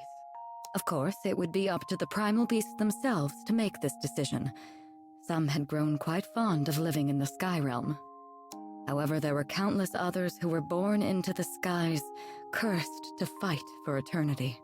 These were the ones who longed for a return to the immaterial. At the lowest point in my existence, when I felt I had no purpose in these skies, I'm sure I felt the same. Regardless, some were quick to brand us a ruthless crew of primal hunters. And surely Konohana Sakuya had heard the rumors. But the question remained, why had she decided to reveal herself to me now? This Fate episode is interesting, because if someone keeps up with Granblue lore, it's interesting, but if someone comes into this game fresh without any knowledge of Granblue lore at all, this would probably be very, very boring to them. Rosetta explains that Kiro's father knew how to release primals from astral power. Some primals see this as liberation, while others misinterpret his actions as extermination. Rosetta suspects Konohana Sakuya believes in the latter. Breakthrough. Unfortunately, simply knowing the identity of the girl would not solve the problem of her many phantom appearances. So, is this, Kahuna Yakuza? You think she's the one causing the monsters to come out? Gohona Yakuza? Unlikely. I've never met her in person, but I don't think she and the ominous forms are connected in the slightest. Yo, got some new intel on the girl. You're still working the case, right? The family Zathba had been continuing to search for clues in the background, and thankfully, their search bore fruit. In one of the areas where the ghostly girl was sighted, a bystander had found an ancient book. Broke my brain trying to read the dumb thing, but you're smart and pretty smart and, well, yeah. Oh, poor boy couldn't even get his words straight. Thank you. You're quite the gentleman. No, I'm not. I'm a badass. Anyway, I should get going. He had barely placed the book in my hands before scurrying off. What had gotten into him, I wonder? I opened the book and peered through the rune-like characters inside. No normal person would be able to decipher this. Oh, that looks really complicated. Really? Let me see. When Vern approached the book, Roland's transceiver began to glow. It illuminated the text, somehow morphing the illegible script into something readable. My breath caught in my chest. Had an astral authored this book?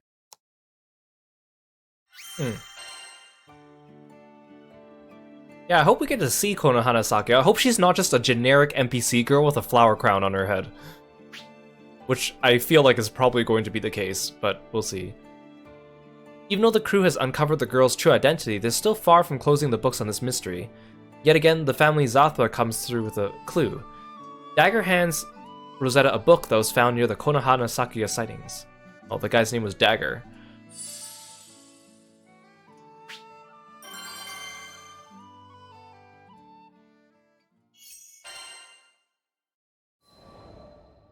Crystal of Fortification. The text seemed to be a log from an experiment of sorts. Although it was barely legible, I tried to grasp its meaning.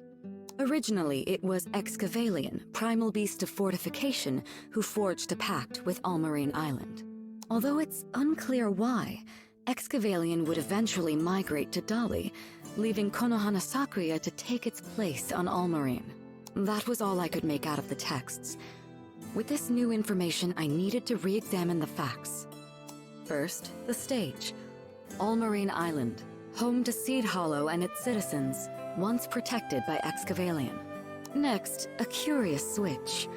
Konohana Sakuya takes its place as the island's pact-bound primal. Now, our present mysteries. A crystal shard replete with Excavalian's aura. Angra Mainyu's altar beneath the castle, the ominous forms. And finally, Konohana Sakuya's curious reappearance. Think, Rosetta. Was the shard left behind by Excavalion? Did it serve a purpose in protecting the island? It was possible that Avia's invasion of Seed Hollow destroyed this mechanism, causing the primal to reveal herself in defense. Now that I think about it, the ghost rumors started to pop up only after that crystal beneath the castle was destroyed. So, it was all connected. There's no time to explain, but more ominous forms will appear if we don't repair this island's defense system. Where could we find another fortifying crystal? How about Dolly? That's where Excavalion lives now, right? Maybe it's got a spare lying around. Indeed. If we were to find a solution to our problems, it would be buried beneath those churning sands. Hey Aru, welcome to the stream. If I'm not mistaken, we should come across a guardian crystal not too far from here. Thanks for stopping by today. I have to go over there. They don't even give me the wind current things. Let's take a look around those hills. Do you remember where we fought that griffin?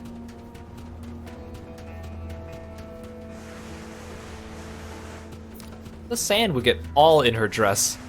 It would be such a pain.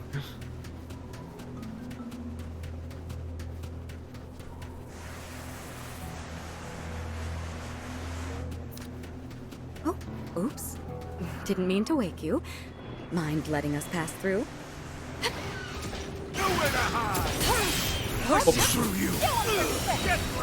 I guess they get one shot, because of course my Rosetta's level 100 and geared, so...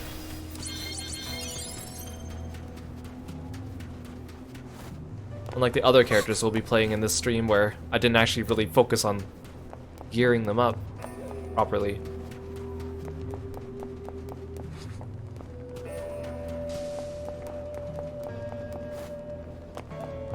A wild monster's den. I'd like to avoid needless bloodshed if possible. What do you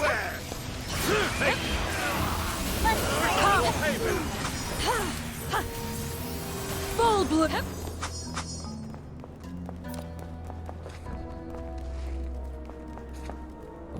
What do you want me to do? Look, just walk around, look for a stone?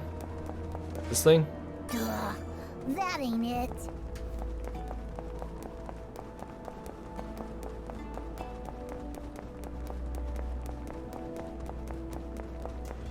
Oh, was I supposed to examine those green things too on the way here? Probably.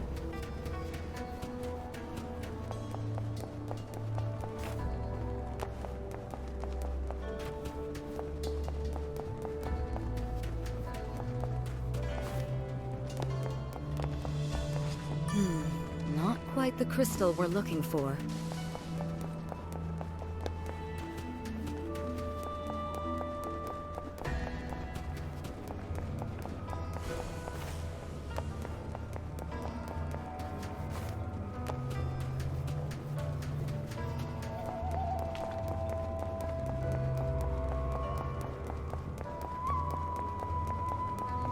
There must be another one somewhere. I mean, surely they don't want me to search the entire desert. It's probably on a lower floor.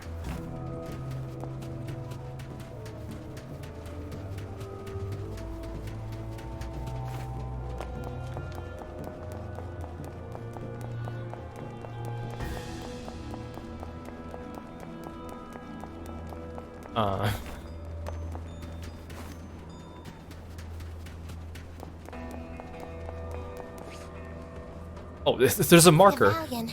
Did we find it? Oh, I don't think the marker appeared until I was close to her. Well, it's because I was high up. I was above it. In altitude, that's why. Ah, a cobra! It must have been waiting to strike! It seems words won't work here. Get ready, everyone. Careful. Don't let it strike you with venom.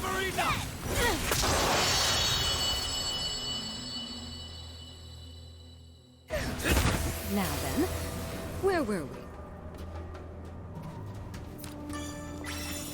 Wow, we did it! Let's take this crystal back to Seed Hollow. Oh, that was very quick. I wish more Fate episodes were like EOS, where it was like a somewhat challenging boss fight one-on-one.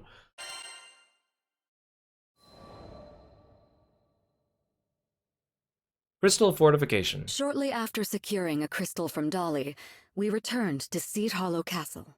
We installed the new crystal beneath the castle, causing a pale green light to illuminate the area.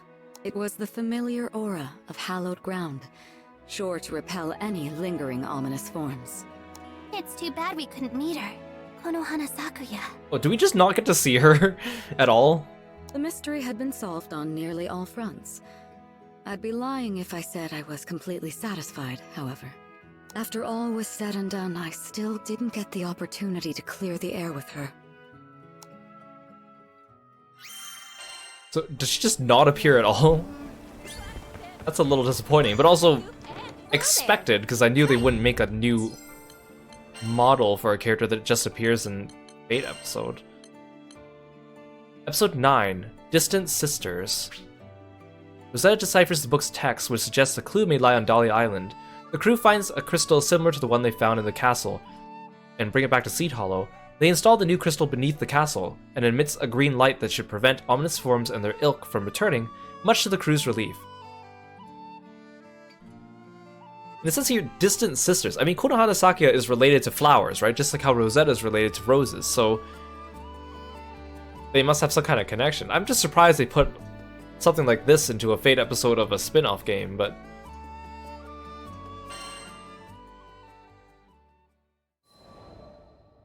yeah, and I don't think we're going to be seeing Konohana Sakuya. Peace returned to Seed Hollow, and it was soon back to the usual hustle and bustle. I informed the frightened repairman of the girl's true identity, the primeval god of Seed Hollow. A primeval god? Holy macaroni! That's a spicy nugget of news. How do you manage to stay so charming and informed? A spicy nugget. A lady never reveals her secrets. It's a little sad that you couldn't meet Konohana Sakuya. I know you wanted to apologize to her. I knew, somewhere deep down, that talking with her wouldn't bring back all the journeys I had with the captain's father. However, seeing all the blooming flowers across the city, it almost felt as if she was acknowledging me anyway. I may well have imagined it, but call it something of a mutual understanding between distant sisters. Hikaru, welcome to the stream. Thank you so much for stopping by. And thank you so much for the resub. I really, really appreciate it. I'm glad you enjoyed the streams. Thank you for all your support.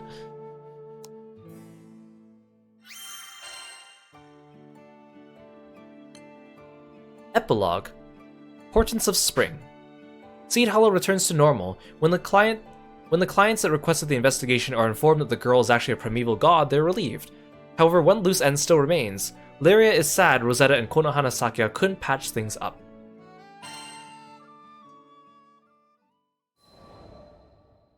Portents of Spring. After the vibrant patchwork of spring began to spread throughout Seed Hollow, I made a habit of taking a daily stroll around the city. Oh, thank you for calling Kirby, Hikaru. On one of my walks, I had mindlessly put the crystal fragment in my dress. After arriving at a particularly sunny spot, I took it out to admire it. Something about it was different today. Instead of my usual reflection, if not only for a brief second, I saw a smile that wasn't my own. A girl in a flower crown. Our eyes met for a second before pop. A single rose had materialized at my feet. When I looked back into the fragment, she was nowhere to be seen. Although I can't prove it, I know that she was here, listening to me. Well, I'm glad you think Kirby's adorable. I love him too. So I whispered, "Beautiful. This city has blossomed under your care, all while blooming in your own right. You deserve to be here." Forgotten Prayer. Come again.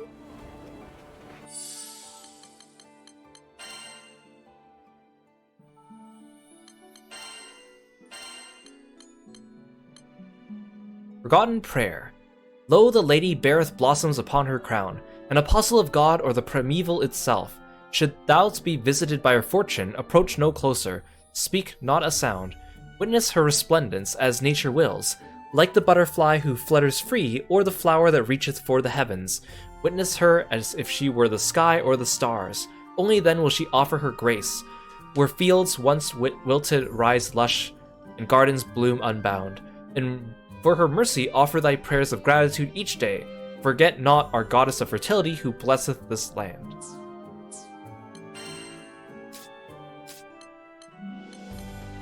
Evergreen crystal fragments. Astrum fragments. And evergreen crystal. And here, oh, they added Konohana Sakya. Her dominion is blossoming.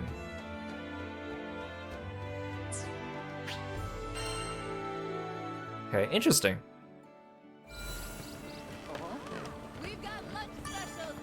Come to view the requests?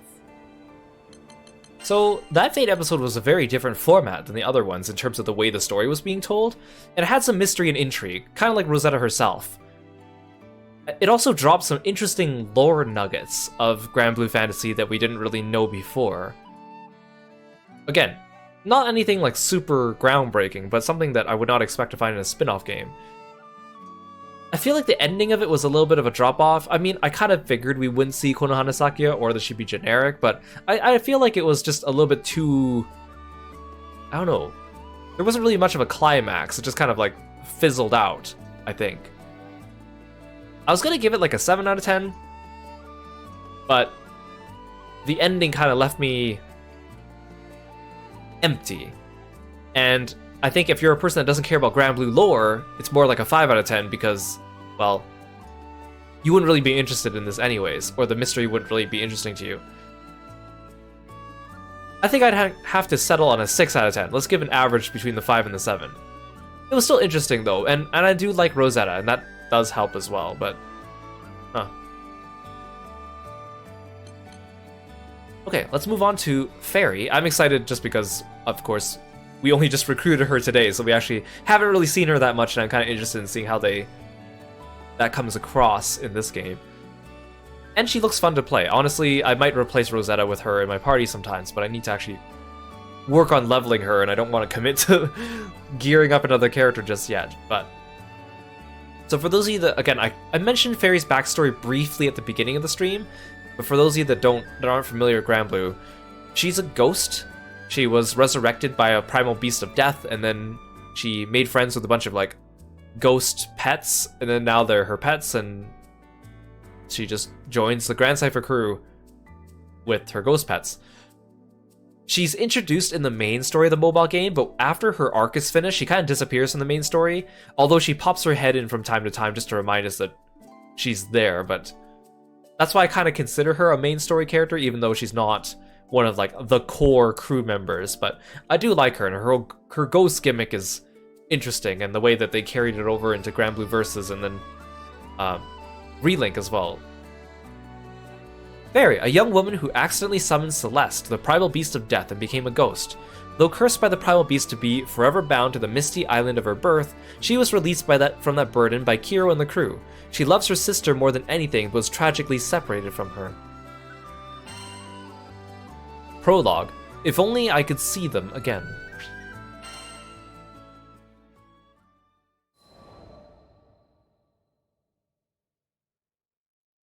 I'm from Tremont Island.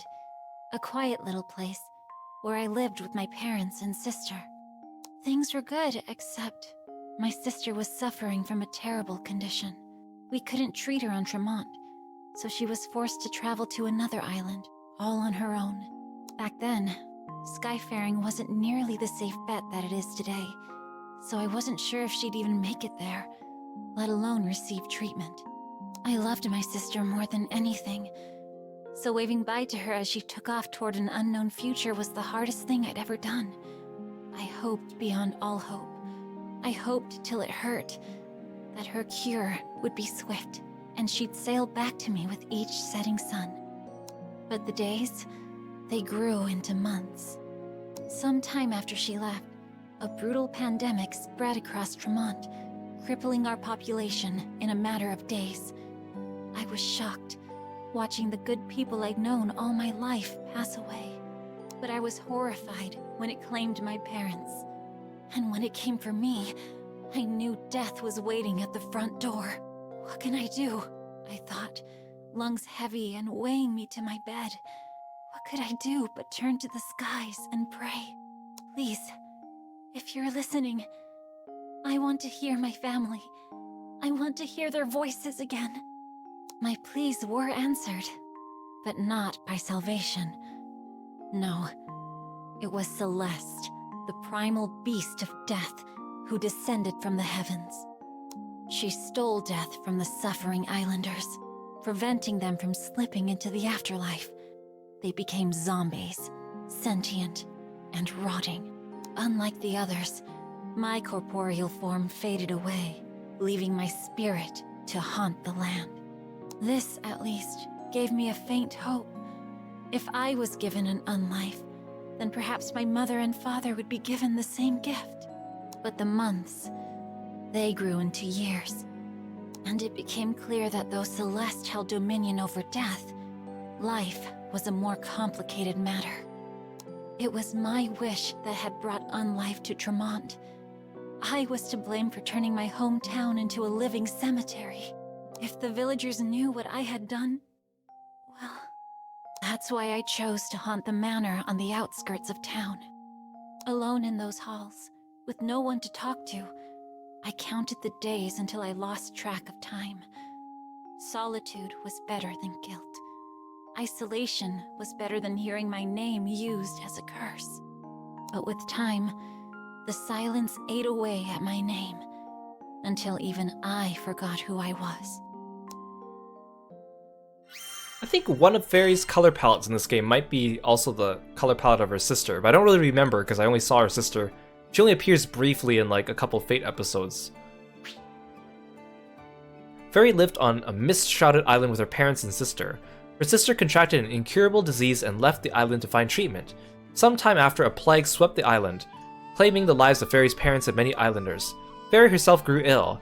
Desperate, she prayed to the skies, but she was answered by the primal beast of death, Celeste, who turned the remaining villagers into living corpses. Fairy, however, curiously became a ghost. Because, you know, reasons.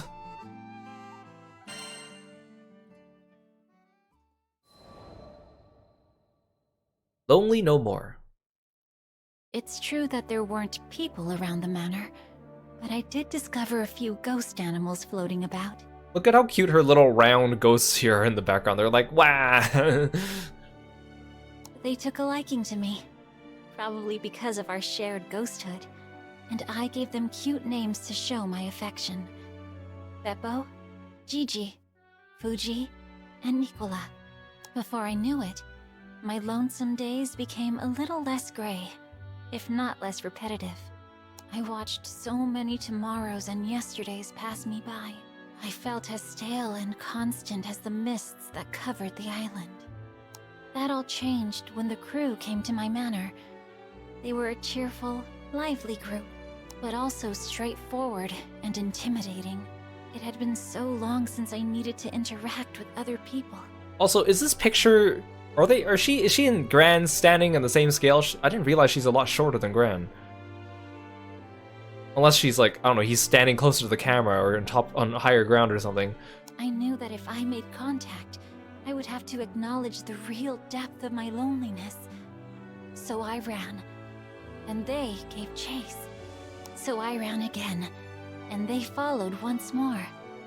No matter where I fled, they found me, undeterred by my spectral form or my ghostly pets. Finally, I decided to ask them about their situation. Oh my gosh, you're right. That is Sturm and Drang in the background. I wasn't really looking. I just assumed it was generic NPCs. Do they have models in this game? Those aren't models. They look like just painted pictures on the background. That's interesting. Those who play the mobile game will understand the significance of why they're there, but...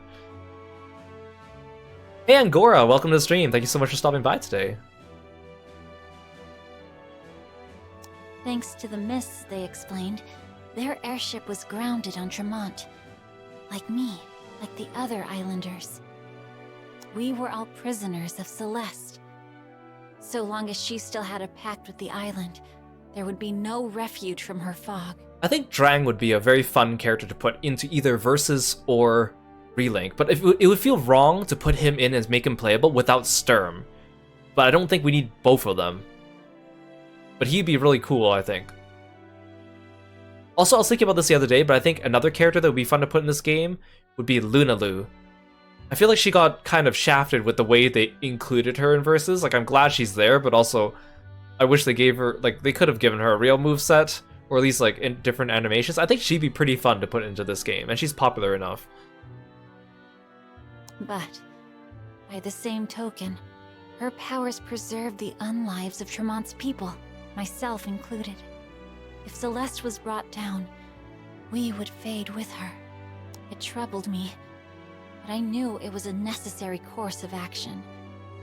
I had only one thing to accomplish before confronting the primal beast of death. I needed to come clean to the islanders. It was time to make amends. Had it not been for the arrival of the captain and the crew, I would never have found the strength to make that decision. I marched straight to the village, took a deep breath, and explained to the people how I doomed everyone. But to my surprise, they looked upon me with sympathy and warmth.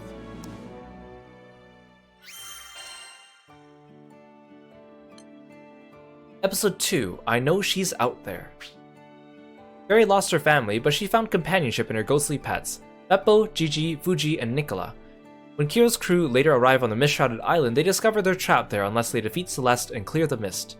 But in doing so, Fairy and all the zombie villagers will cease to exist. I know she's out there. With the understanding and support of the islanders, I called Celeste once again. But she didn't appear, and the mist still covered the island. That's how I learned the truth. It wasn't only me who had crossed Celeste's fate with our own. The other culprit was the doctor who was traveling through our village, back when the pandemic first appeared. He was secretly conducting research to summon Celeste. We hurried to the place where he resided, but when we arrived, we found that his consciousness had already been swallowed by the primal beast of death, and he couldn't cough up any helpful information. Despite the setback, I joined with the crew and the islanders to find and defeat Celeste. The mists parted, and the island returned to its former state. Its residents began to pass into the great beyond, disappearing into light. Before long, everyone I'd known had been lifted into the bright sky, leaving behind only their memories. I closed my eyes and waited for my final moments. But no matter how long I waited, I never began to fade. Left behind, yet again. I stared out at the village, devoid of residents. I was alone, but I could accept that. At any rate, the nameless ghost was no more, because a strange man gave me an oddly familiar name. So long as I had that name, and my memories with the crew, I could wait decades, maybe even centuries, for my sister to return. I think the captain, however, couldn't bear leaving me to such a hollow fate, and invited me to the crew. But how could I leave the island? I knew that my little sister would come back to me. Even though we were no more than graves and warm thoughts, this is where her family was laid to rest. If she came back and no one was waiting, wouldn't she be sad? That's why I knew I had to stay, but the captain wouldn't hear of it. If I was worried about my sister, I should go look for her. It was a new chance. I had never been off my island. I had never even considered the option, but I knew I could. I just needed to find the courage. And that's how I set out on a journey with the crew. Somewhere, out there in that big blue sky, my sister is waiting for me.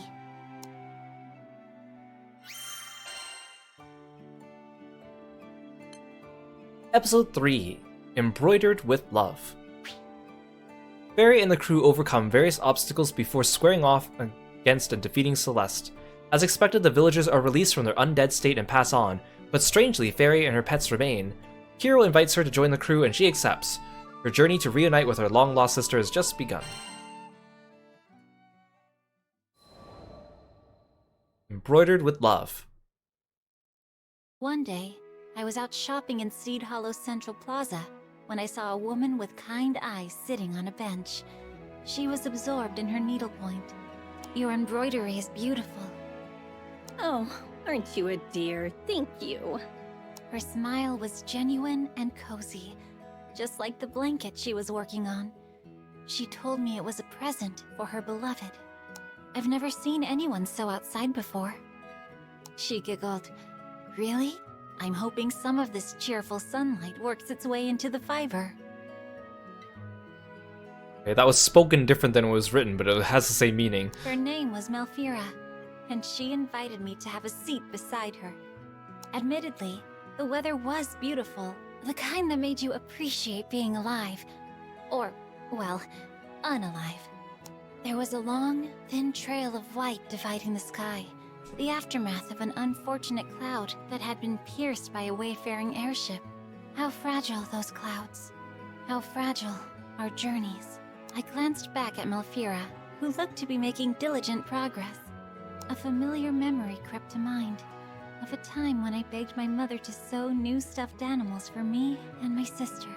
The nostalgia was comfortable, welcomed even, but I was brought back to the present when I heard a troubled sigh from beside me. Again, I mentioned this in the last stream, but I have a feeling that the Fate episodes for the characters that are not the main Grand Cypher crew, maybe they're longer than the other ones on purpose, because they don't get as much screen time during the main story. I don't know if that holds up, but we'll see. Episode 4, Warm Threads. Fairy encounters a woman sewing a blanket in Seed Hollow Central Plaza. The woman, Malfira, says the blanket is a gift for her beloved. Fairy takes a seat beside Malfira to watch her work. Malfira, who is all smiles, sighs out of the blue.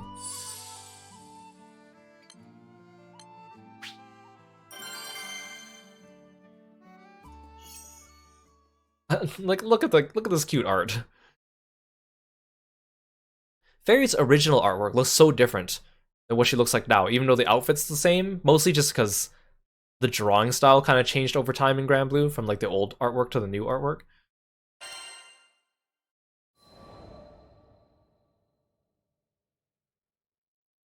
Is something wrong?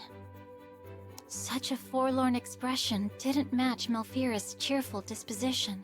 Oh, sorry to worry you. It's nothing I would bother a stranger over. Malfira forced a grin and stretched the throw across her lap.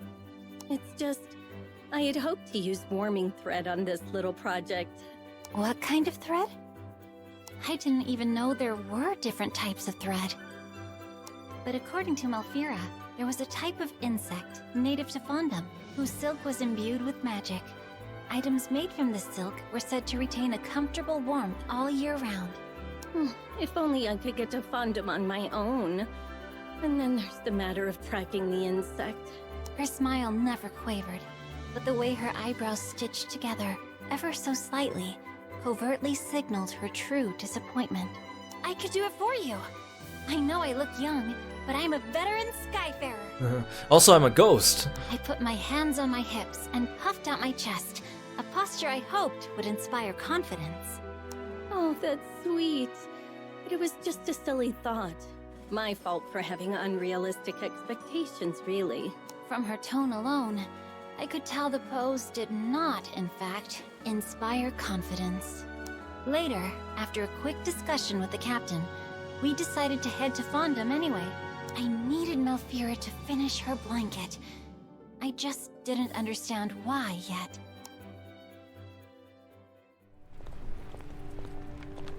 Everyone, to the fight!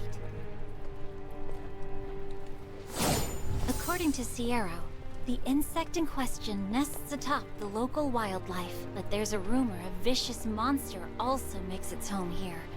Stay on your toes. She is very short compared to these other characters.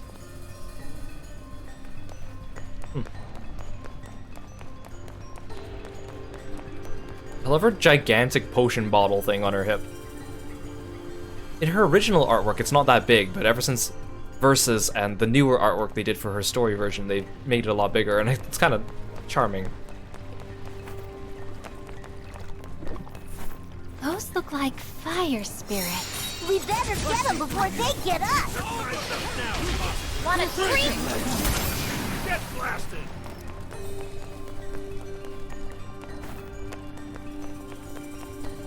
Ugh, it's so hot!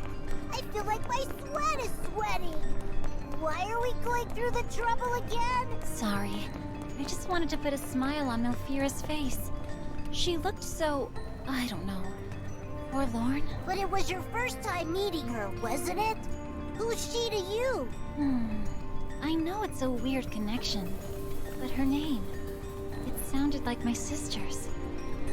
Also, I don't like how Id's sword glows even when sheathed. I mean, it's a cool effect, but I prefer non-glowing weapons in general.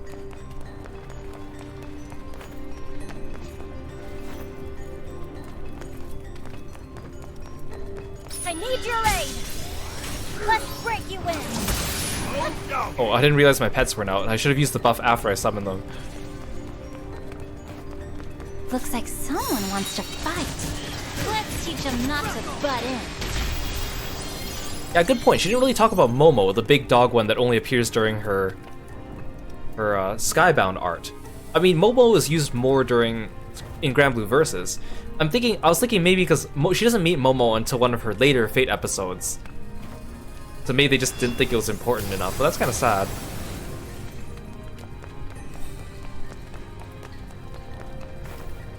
He's mentioned in her archive entry though. He's also he's seen during her Skybound art, but it's such a quick More glimpse at him. Momo, you bring up the rear. Oh, now she mentions him. Now, the fun begins! Want a treat?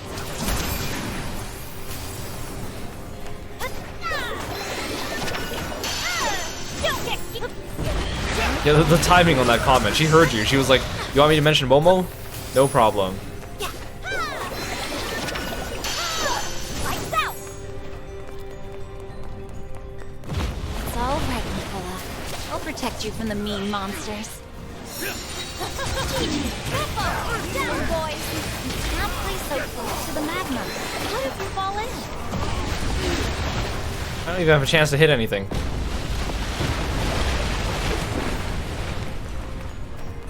Well, I see a monster that needs a whacking.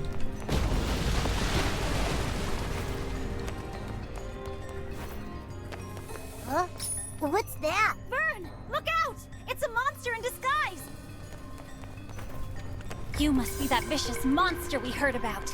If you thought you could get a leg up on us, you have another thing coming. Now, get whipped! Get whipped!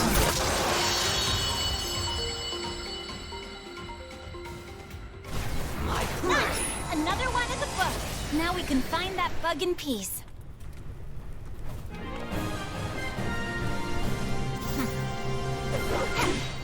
So guys, ready for treats? Oh, Momo appears there. In her wind pose.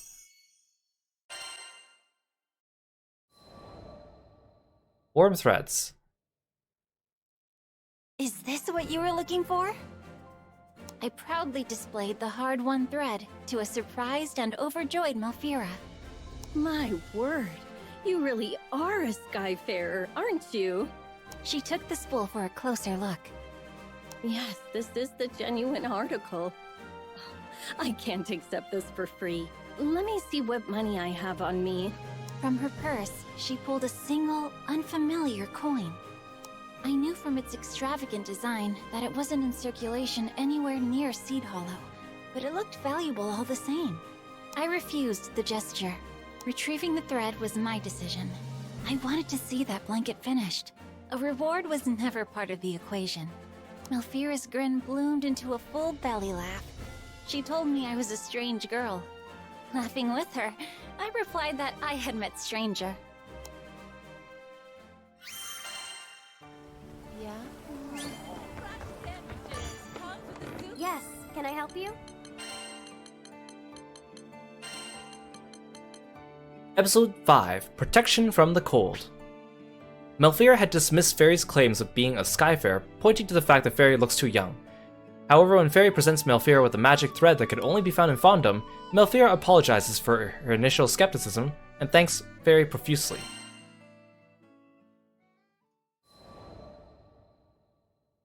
Well, here, let me summon my ghost in the middle of the city for you, Malfira. We made another pit stop in Seed Hollow, which gave me the chance to check up on Malfira and her progress with the blanket.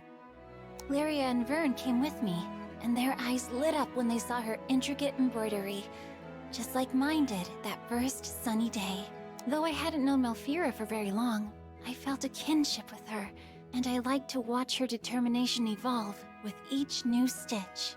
But most of all, I liked that her kind smile, maternal and comforting, was always able to put me at ease. I'd never met anyone so genuine. In fact, nor had my pets. Who's a spooky boy? Yes, you are. Aww. Malfira playfully scratched behind Beppo's ears. The mood was light, so I decided to learn a little more about my friend. How does one scratch behind the ears of a ghost pet? I noticed you're in the Central Plaza quite often. More or less. I don't have much else to occupy my time. Not with that silly boy still playing in the sand. Malfira's partner was a geologist on dispatch in Dali, an extended dispatch, it seemed. Dali was an island of deserts, with bitterly cold nights. To Malfira, a cozy blanket seemed the perfect way to combat the harsh environment. Maybe it won't be necessary. He's coming back for a visit on the Airbus next month, and I'm about to burst with excitement. Her joy should have been infectious. Try as I might to put on a brave face, my heart sank at her words. The Airbus from Dali? Of course.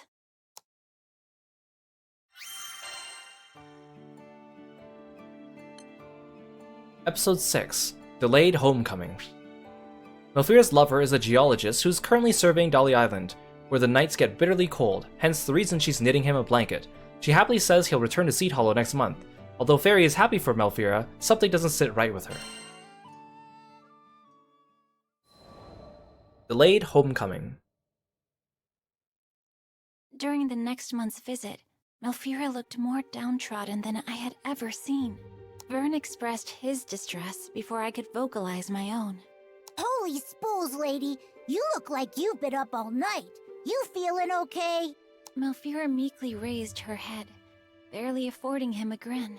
My love, he didn't come back to me. It took me a moment to find a response. I'm sure. I bet he'll find a way to return next month. She had already been waiting an eternity for him. What comfort were my words? And yet, she still found the strength to smile. I hope so. I'm so tired of moping around like this. It's getting harder to stay positive, but I'll find a way, for his sake. That man, you know, he's so absent-minded, he probably mixed up the date on his ticket. Malfira unrolled the blanket across her lap, checking the backing of her stitching. I've poured a lot of love into this design. I hope he likes it. As she vacillated from melancholy to forced cheer, and back again, I had to bite my lip for fear my thoughts would spill out. What are you hiding from us, Fairy? What do you know about this Airbus?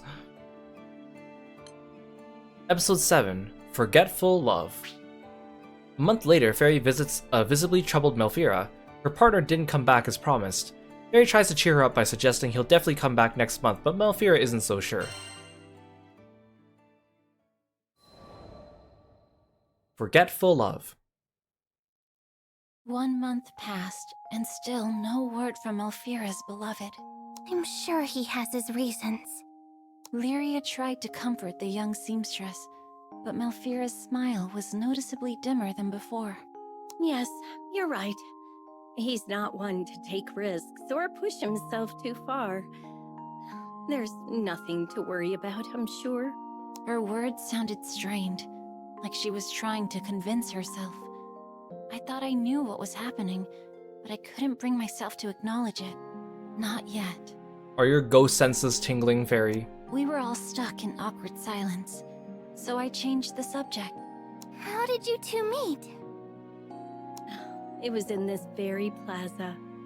He was a bookworm, so he came here to do his reading. I was out catching some sun myself when he found the courage to sit next to me. I turned to greet him and he shoved a book on embroidery in my face. Not the greatest first impression, huh? It said that she changed the subject, but it sounded like Lyria changed the subject. But also, they didn't really change the subject. It's still about him, they just shifted the topic of him, I guess. Energy returned to her movements. Color returned to her smile. So what did you do?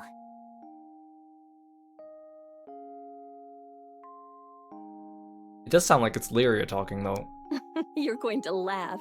I told him I already owned the book. His face turned pale as a ghost, but it was cute, seeing him all vulnerable. So I asked his name, and the rest is history. She shut her eyes, savoring the nostalgia. Then she sighed. Guess I'll have to go to Dolly and drag him home myself, won't I? No, not that. I couldn't let her go to Dolly alone. After witnessing her optimism return, I couldn't let her learn the truth. How do you know about the truth already, Fairy? Did you kill her lover yourself, or what? Episode 8, Searching for Happiness. Yet another month passes by, and Melfira's lover still hasn't returned.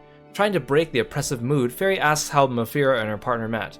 Recounting the romantic story for the crew raises her spirits a little. To Fairy's dismay, Melfira decides she'll go to Dolly herself to find out what's going on. Like, I don't think they've ever established that Fairy has like a ghost sense, but I guess being a ghost, it wouldn't be surprising.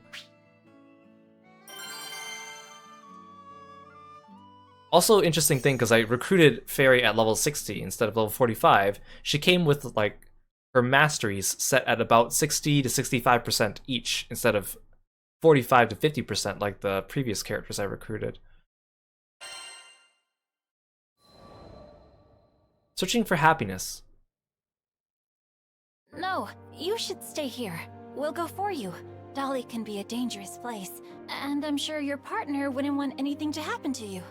I hoped that logic would be enough. Dolly? Dangerous? But so many people live there. Oh. But if a skyfaring crew is offering their services, who am I to deny professionals?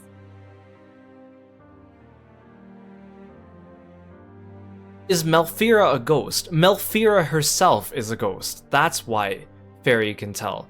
Because Dolly has already been destroyed, but she thinks that people live there. Vern scrunched his face in confusion.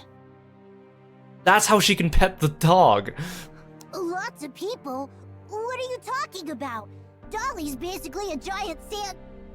A quick nudge was enough to interrupt Vern. I hoped Melfira had missed the majority of his comment. Okay, I was finding this Fate episode a little boring, but that kind of makes it interesting. A little twist. You can trust us. We handle this kind of assignment all the time.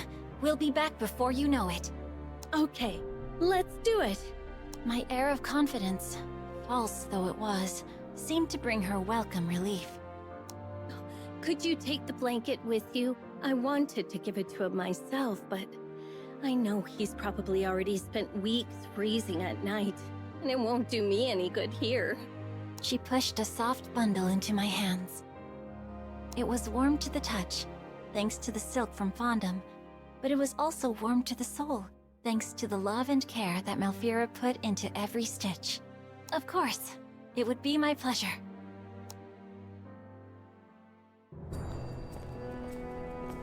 Everyone, to the fight!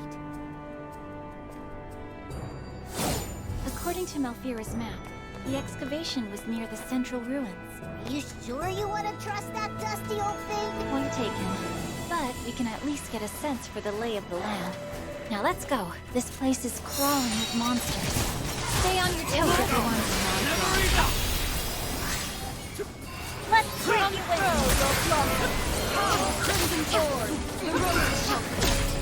I like how her pets just auto-attack things for you. That's kind of nice.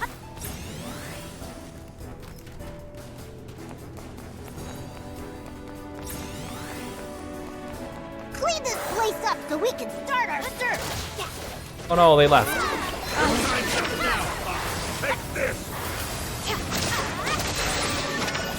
No, the enemies die before I can resummon them. Okay, there we go. It doesn't look like anything's here. Maybe we'll find something back at the western campsite. It's worth a look.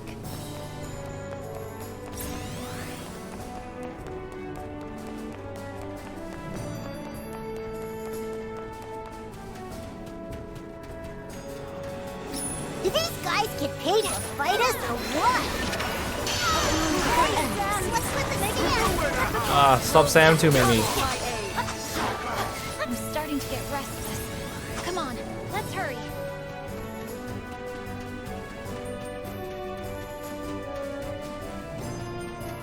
This place feels right somehow.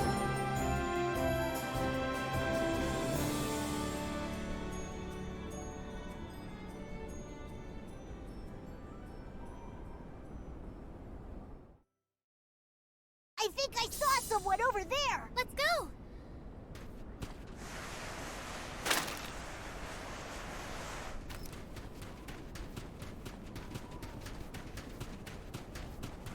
Where'd that dude from before go? I think I know. The gravestone.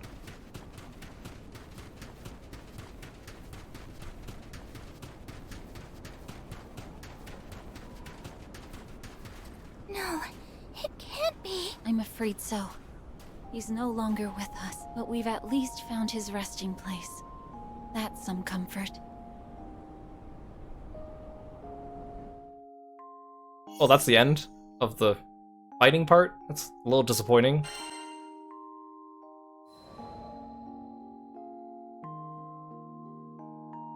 What? No, that's impossible. We all stood before a grave, created 15 years ago in the wake of a terrible calamity. Carved on the back were the names of the deceased. And there, in the middle of them all, was the name of Malfira's beloved. I wrapped the blanket around the stone, tying it securely so the harsh desert environs wouldn't steal it, like it stole the lives of these scholars. Maybe it would at least keep their memory warm. Malfira put her heart and soul into this blanket. Take care of it, okay? All right, we've got lunch special, good food. Come to view the requests? Here it is. Oh, I'm always so used to clicking that part. Episode 9. Now she can rest. Fairy and the crew offer to go to Dali in Malfira's stead. After a brief investigation, they find a cemetery featuring a small memorial for the victims of the Dali disaster that occurred 15 years ago. Among the list of victims' names is the name of Malfira's lover. Fairy leaves the blanket at the memorial.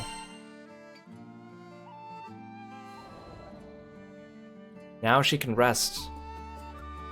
When I returned to Seed Hollow, Malfira's voice was shaky. Is he okay? I couldn't face her as I struggled out a response. He's fine. He said the survey was taking longer than expected, that it's going to be a while before he can join you. What's your play here, Fairy? How are you going to resolve this? By lying. Oh, thank goodness. I was starting to fear the worst. She was relieved. I was crushed. But how could I bring myself to tell her the truth? Or is she not a ghost? Has she just been waiting for him for like 15 years? I mean, I was gonna say she looks too young for that, but she's just a generic NPC model, so that doesn't really probably play a factor. He said thanks for the blanket, that he'll never feel cold again. And so how is Fairy able to determine that her lover was a ghost from Seed Hollow already? Like, again, she must have a ghost sense, but it can't be that strong. Of course he won't. We made sure of that by retrieving the silk from Fondom. Malfira's joy was contagious, but I still had to force myself to smile.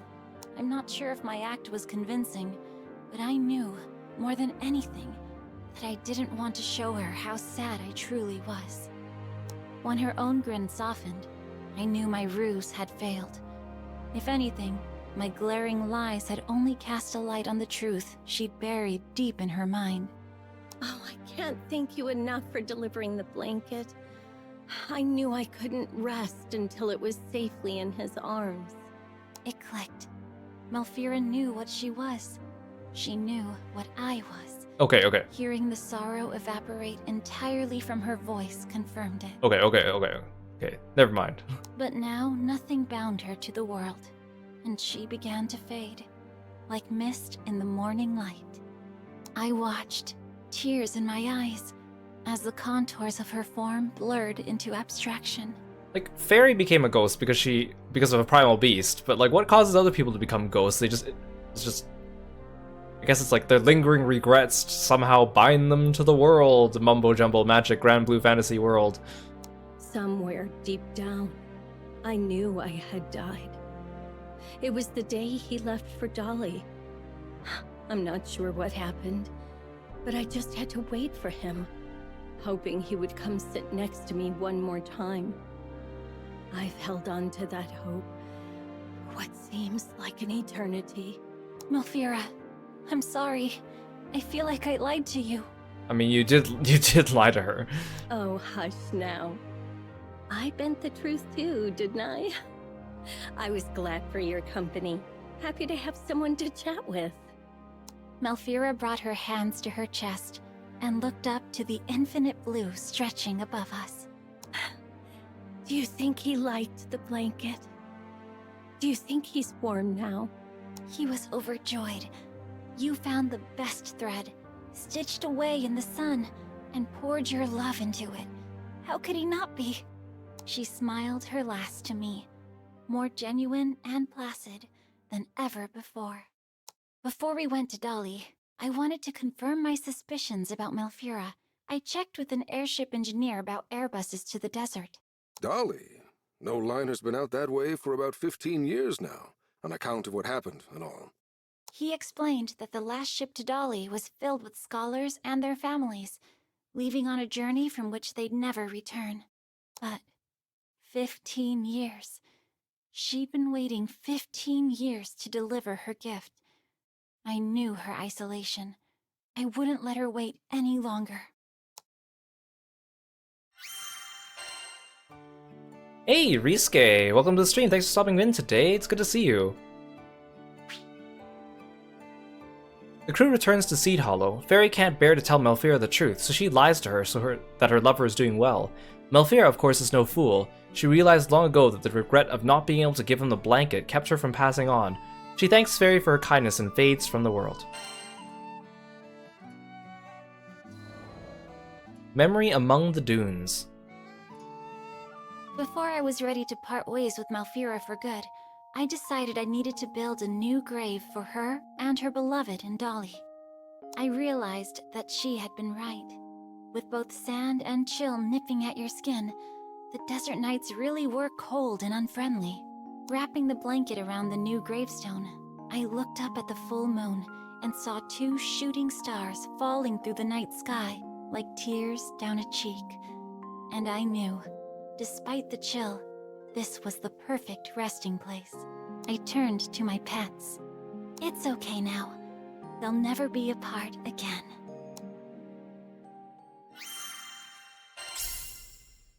Hand-drawn map. Come again. It's never too early to enjoy life.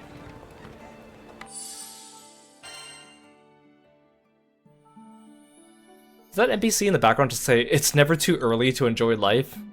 You're saying that to Fairy, you do know that, man. Hand-drawn map. A simple map of Dali Island drawn by Fairy. She has kindly placed a marker in the corner in a set of ruins. Here lies a small tomb, in quiet peace. Oh, here's Celeste.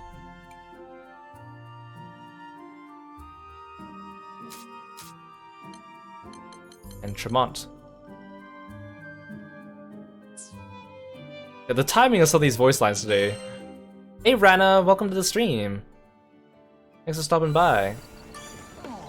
Hello there. Okay, that was an interesting Fate episode. I like the twist. I was gonna say it was quite boring at the beginning, very like mundane, nothing really happening, but the twist was interesting. I'd give it maybe a 6 out of 10. So the last one we're gonna do today is we're gonna do Id, since I consider him part of the main crew now for this game. It'll be a good way to wrap up the Grand Cypher crew before we move on to the other recruitable characters. Id, a fierce swordsman chained to a fate most terrible. He was, at a great cost, able to break and become Folka's local Mr. Fix-It. He carries within his body a fearsome, destructive power derived from Bahamut, which he uses to overwhelm his enemies. Forced to part with his beloved mother Lilith, it could be difficult deciphering his thoughts. I wonder how this one's gonna go. Prologue, My Mother, My Atonement. That's true, because also his backstory is contained within this game, so usually they spend the first 3 episodes of the Fate episode re-describing their character's backstory, but here, we already know unless they're just going to re-summarize the plot. Prologue, My Mother, My Atonement.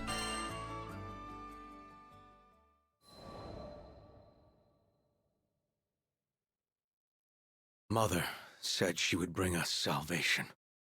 It was a glorious message, and for that she gained a devoted following. As for me, how could I doubt the woman who pulled me from the fiery wreck, who raised me as her own? I thought that together we would save the Sky Realm, even if it meant cutting down any who opposed us. But over time, the sacrifices began to mount. I struggled. My reason battled with my heart, which battled with my conscience. Mother was pure and righteous, but to sacrifice the entire Sky Realm? No. She just lost her way for a bit. She'd wake up one day and see she had strayed. As her child, as her defender, I wanted to believe that she'd change for me. Even at the very end, when I was forced to turn my sword on her, I was praying for an alternative. Any alternative. But she would not repent. And I was confronted with the full force of the atrocities I'd committed in Avia's name.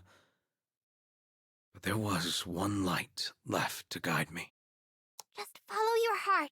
It might lead you to scary places, but at least you'll know you're being true to yourself.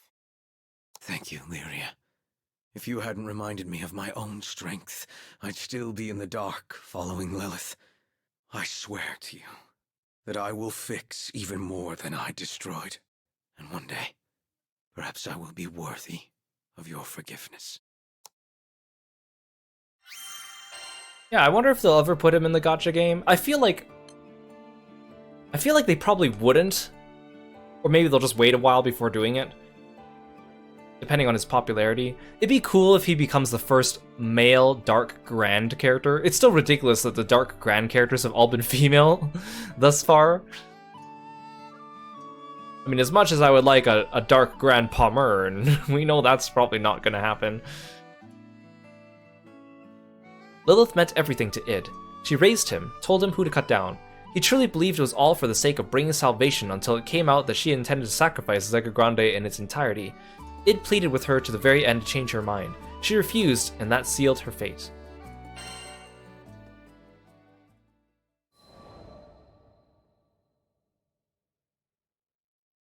"15 years ago, Dali fell prey to a violent catastrophe. One that still lives etched in my mind. There was an explosion. Immense and sudden. My home went up in flames, and with it the only life I had ever known. People were fleeing and dying in all directions. The air was filled with screams and the smell of burning. And if they do release him in the gacha, I mean, obviously it would spoil Relink for people, but they would probably put some kind of warning, because like some of the old characters used to have warnings where it was like, you haven't played main story quest chapter 30. Do you still want to continue with this character's fate episode because it might spoil something? So maybe they'll go back to doing something like that. Then I heard it. The soul-piercing roar of a dragon. It is kind of neat that they gave him an avatar in Versus, though, in the Grand Bruise mode. That's kind of fun. My short life should have come to an end that day. Except... Shh. It's okay. Let me be the one to save you. salvation came in the form of a kind woman. Her name was Lilith, prophet of the pilgrims of Avia. From that day forth, she was both my mother and mentor. I worshipped her. And the thing about devotion is, it makes you blind. I was thinking about, it would be kind of cool if the because obviously Granblue Fantasy 10th anniversary is coming up, and they've been kind of coy about talking about what the event is going to be. So it'd be kind of neat if it's somehow tied in to both Relink and Versus, considering that, you know, we've been going into this lately. All the Granblue events have been talking about alternate universes and all that stuff, but I don't think they would do that so close to the release of Relink. But it'd be cool. I think it'd be cool.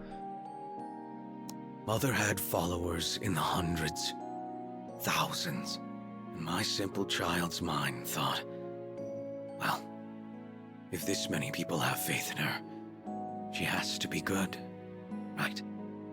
Or maybe he could be like a promo character, like in the future there's DLC for this game, and then it's like, oh, you get a code for the mobile game for the character. Actually, no, that would suck. A lot of people would be very angry about that because you would only be able to get the code from the PlayStation version, not the Steam version, and I think people would be angry if that was the case for a character.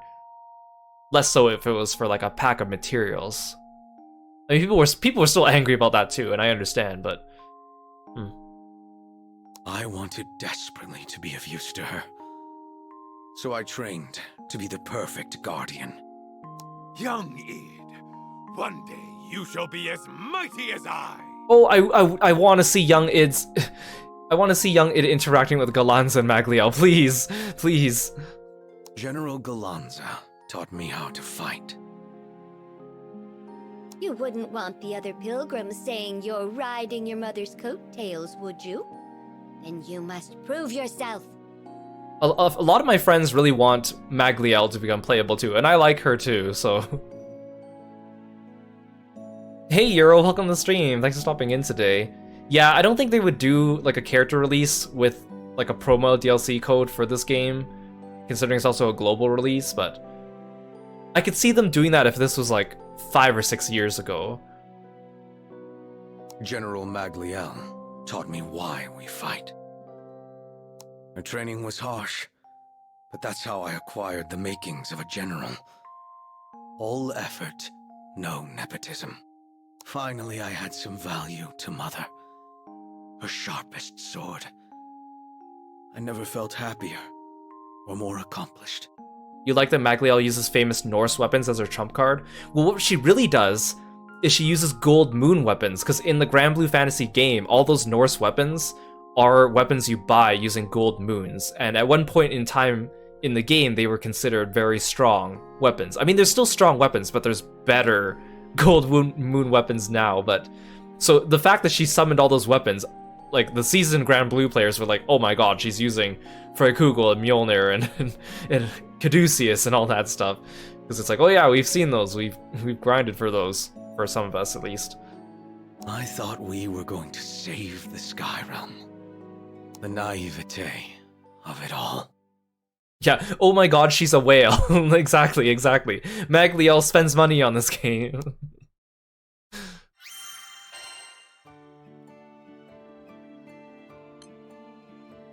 Episode 2, Buried Past.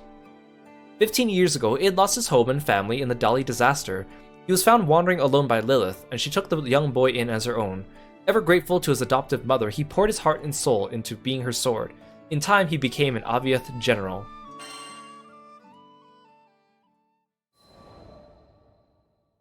Buried Past. After we captured the Shaman of Salvation for Lilith's cause, I was assigned to be the girl's keeper. That made me enemy number 1 to the Grand Cypher's crew. Every time I took Lyria to a primal beast altar, they'd be there, and we'd fight. I mean, there was a time or two we had to cooperate to prevent widespread calamity. That's beside the point.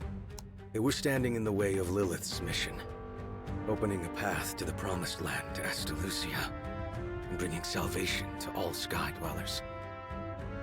Salvation. It's a powerful word in a messed up world like ours. I wonder everyone got roped in by her lies.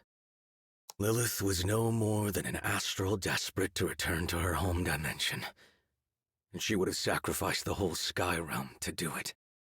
I tried to reason with her. Might as well have asked an avalanche to change course. So I turned to prayer. But what are hopes and belief without action? So left with no other choice, I joined the crew of the Grand Cypher to dispatch my own mother. But I never could have foreseen what would happen next. Lilith did something, and freed a monster from within me.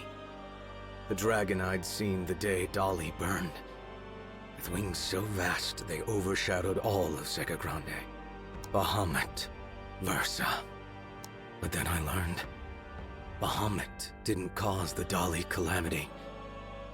It had come to stop it. It was Lilith who killed my family and razed my home. She'd only let me live for one reason. She needed a vessel to seal the dragon in, and I was conveniently nearby. She'd raised me to win my loyalty and protect herself from the god of destruction now living inside me. But when I stopped being of use to her, she abandoned me and let me turn into Bahamut. I don't know how to describe the feeling of flesh melting into scales, a fire filling your stomach. All human warmth, human blood seemed to rush from my veins, and it was replaced by an overwhelming urge to destroy. It was like being swept away in a torrent. Any attempt to fight it only made the suffering worse. I was so tempted to give in, but the crew wouldn't let me. Apparently, the captain was sure I wouldn't lose my soul battle with Bahamut. So to help me along, they decided to beat on the dragon from the outside until he coughed me up. Yeah, not the most elaborate plan, but it worked. The whole time they were fighting, they called my name, and the sound of their voices brought me back.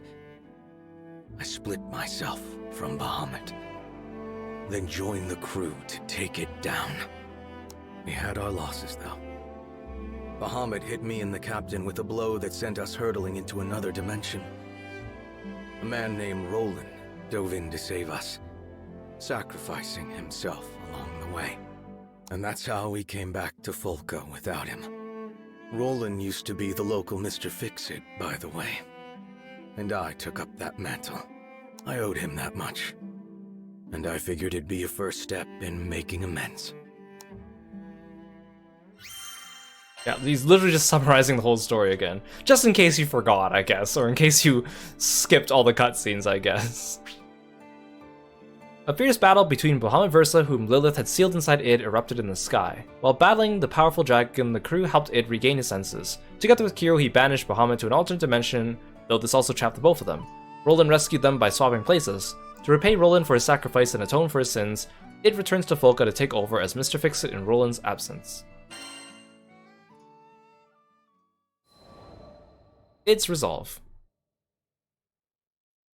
And that's where this new chapter in my life begins. Me, as the new Mr. Fix-It. After clearing up some requests, I thought I'd earn some, I don't know, respect, honor, from the Crew Alliance Rafale. It seems you can't buy forgiveness so easily. Ahem. So I believe we're all aware of Avia's assault on Seed Hollow. She looked straight at me as she spoke. The actions of the pilgrims, myself included, had left a number of locals without homes.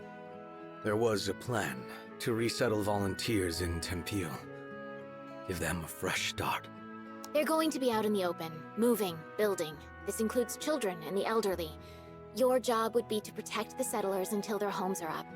Trustworthy Skyfarers only. Hey, don't push yourself. You can sit this one out, you know. Rackham lay a hand on my shoulder, but I shook my head at him. We take it. This is right. I couldn't stay stuck in the past forever. I needed to move on. I needed to help those I hurt move on. It wasn't an easy choice, though. Our patron, the family who was bankrolling this mission, didn't know I'd worked for Avia. And I didn't know if I had the guts to tell them. Yeah, I know. How am I supposed to atone for crimes I'm too scared to admit? Still, one step at a time. Too much of a coward to take responsibility? Fine. I could at least start by repairing some of the damage I'd done. I'd make sure the settlers built in peace. And if one of them happened to find out about my past, then that would be that. I'd accept whatever punishment they saw fit to give me. It didn't matter where I hid or how far I ran. Retribution would find me eventually.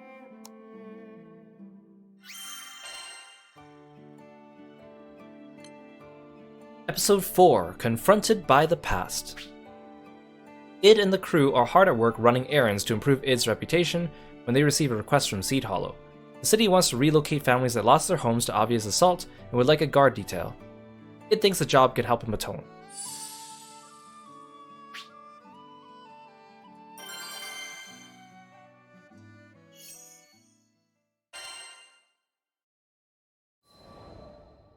Confronted by the Past. The ride to Tempio was uneventful. The proposed relocation site was set near an old storehouse by the river. There was water here, and the building could be repurposed for homes. The migrants dragged their feet and often looked back towards Seed Hollow. Most had been born and raised there. We'd been hired as bodyguards, but for the time being at least, all was quiet. Just the sound of wind and running water. Patrols didn't take long, and only 1 or 2 people had to go at a time. The rest of us found other ways to keep busy. Carrying supplies, repairing the storehouse, prepping materials, cooking. Whatever needed doing, we did it. While the adults were building the new body of the village, the children, they were forming the new heart of it. It's amazing how kids can find happiness in just about anything. The world's fresh and new to them. Down by the river, they discovered unfamiliar plants and bugs with funny shapes. In the old storehouse, they looked for hidden treasure and lost stories. Sure, sometimes they got in the way of work and were scolded, but you could tell the adults appreciated having the kids around. It gave them hope. Io and Lirio were their self-appointed babysitters. They called it serious work, but it looked like fun and games to me. Those kids didn't have a care in the world. Well, all except one of them. There was a girl who would always glance my way. Pretty much from day one of this job. I say girl, but she was a Harvin, so her age was hard to pinpoint. But she played with the kids more than she worked, so I assumed. Anyways, turned out she was a teenager. That would explain the looks she gave me. I don't think any kid could have been filled with such fear, such anger, such hate. Didn't take much to guess why she had a grudge against me. But she made sure I knew. It happened one day when I was on my way to the storehouse to stack some freight. She was in my path, and since I had a load of boxes in my arms, I almost bowled her over. Her voice was loud and shrill. I won't hurt you. I promise. Yeah, right. Everyone else might have forgotten you, but I haven't. We're here because of you. Her name was Shirolu, 14 years old. Parents volunteered to come on this resettlement mission after they had lost their livelihoods back in Seed Hollow. She had reason to hate me. During this whole exchange, I felt strangely relieved. No more waiting in the shadows, trying to work up the courage to atone. Atonement had come for me. Why are you here? To take our new homes? Never. I only wished I were better with words. To convey even a fraction of the guilt I felt. To give her even the slightest comfort. Not a day goes by where I don't regret what I've done. I wanted to tell her I was ready to repent, but my voice came out flat, insincere. I don't believe that for a second! You're a liar! A liar and... But she was cut off by warning bells. I raced back to the settlement center, where I found Rackham. Goblin sighting! Get everyone inside the gates, pronto! His voice rose up over the cacophony. An attack? But my father just left for the storehouse! Remain here. I'll find him. I left without waiting for a response. These episodes have a lot of narration. Just like we practiced. We'll handle the goblins. Everyone's safe. Should be. Why we're here, isn't it? Now, come on, we got goblin tail to get.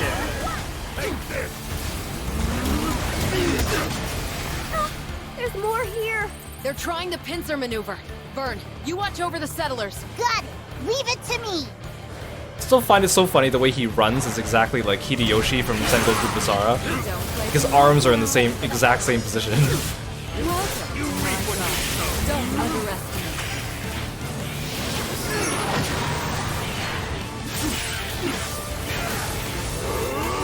It's cool being able to transform right away with this new skill. They all come from? Heard this place used to be Monster Central. Guess these are the stragglers.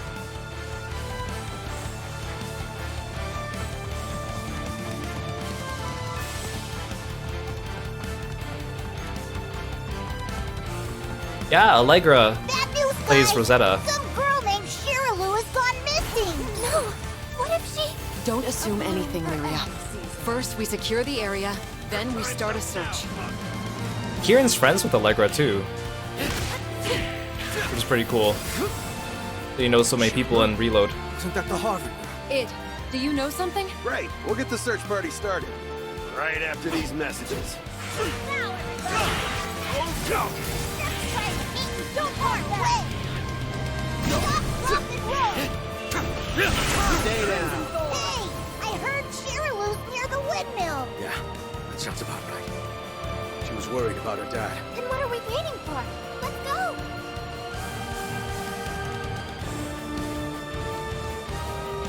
Heads up! There's another goblin band over here! What? Shirolu, where did you go? Focus on the fight at hand. Here they come.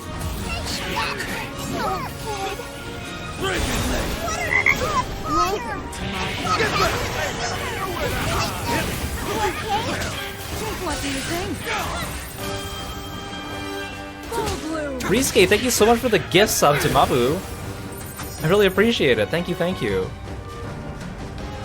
Is someone there? Shirolu! Don't worry, we're here to help. Do you think you can stay hidden for a bit? Yeah, I can do that. Thank you. There's more? Out of my way! Wait, I recognize that voice. Your time's up now, punk! I'll teach Take this! Unfurl your blossom. Stupid enemies with shields.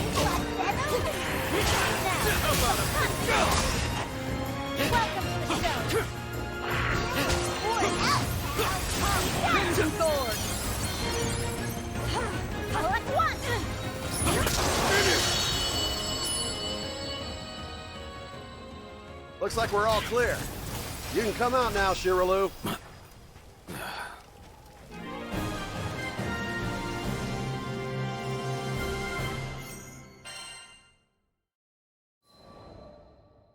Confronted by the past. It was a close call, but we managed to find Shiralu in time. Everything's going to be okay now. Thank you. Lyria ran over to the girl. I don't think Shiralu was injured, but her face was pale, and her lips were tight. It had to have been me. The reason she looked so pained. If I hadn't forced her from her home, she wouldn't have almost lost her life. I turned and walked a few steps. I'll secure the way back. Bring her when she feels better. Wait, Id. Shiralu needed good people around her. What did I ever bring but suffering?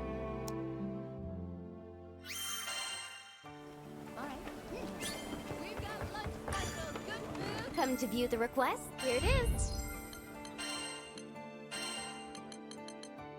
Chapter 5, The Weight of Sin. Id and the crew help escort displaced families to Tempeel. One of the new settlers is a Harvan girl named Shiralu who hates Id for what Avia did to her home.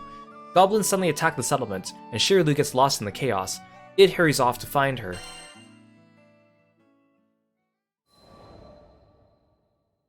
The Weight of Sin. The day after the goblin attack, I had an unlikely visitor. Shiralu. You didn't have to save me, but thank you. That took me completely off guard. I searched wildly in my mind for a response, but all that came out was, I was just trying to do the right thing. Look, Avia almost destroyed Seed Hollow, and I won't ever forgive you for that. Do you know how many people were hurt? I'm sorry. Like I said, words, not my strong point. Is there any way I can make amends? I will do anything. She looked at me for a moment. Her lips working, searching for an answer. Her eyes slowly welled up with tears. Can you bring back the dead? I didn't think so. If I could trade my life for even one I'd taken, I'd have done it in a heartbeat. But she was right. Those people were gone, and never coming back. I like how, he's doing all this repentance and stuff, and yeah, he played a hand in the thing with Seed Hollow, and yeah, Lilith obviously will not go and take responsibility for that. But what about, Galanza and Magliel? They don't seem to still have the same problem, because they don't seem to really care. I can't talk about this now. Maybe I shouldn't have come. Have a good... goodbye. She turned and walked away. Her voice shook the entire time we were talking. With anger, I guessed. And grief. But she'd still forced herself to thank me. Yeah, exactly. Galanza and Magli are just like, yeah, we did it, yeah, we're with Avia, whatever, we're just gonna keep doing our own thing on the side. We don't need to be joining the Grand Cypher and trying to be good or whatever, we're just gonna whatever. It hit me then how kind she was. If Avia had never existed, she might have never known the corrosive influence of hate. Our crimes went beyond the people we killed. Even those that survived, they now had to live with the trauma and sleepless nights. It was all so heavy. I was beginning to see that I'd never be able to atone. Not if I had 100,000 years and all the power in the skies. Thanks for stopping by, Stay. Have a good lurk. Good luck with all your work.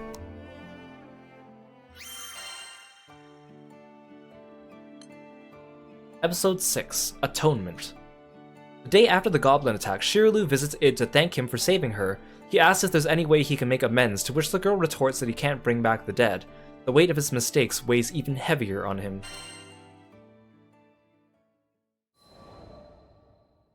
Atonement. We now knew the settlement was a prime target for goblins. We'd cleared out a band of them, but there would always be more. We decided to tighten our defenses. More frequent patrols with bigger teams. I was quick to volunteer for the first shift. Lyria, Vern, and the captain came along. Hey, we noticed things are kind of tense between you and Shiralu. Do you want to talk about it? Lyria kept pace beside me. peering up into my face.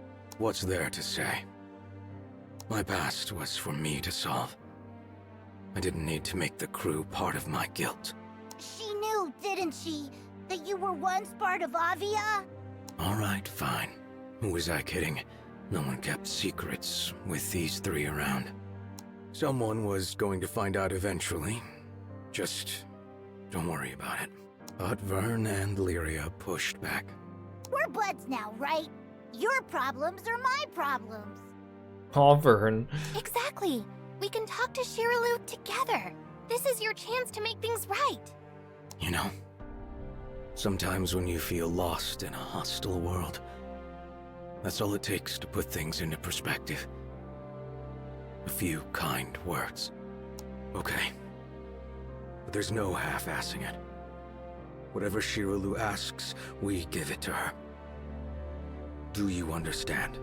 I was offered no answer, but their eyes told me enough.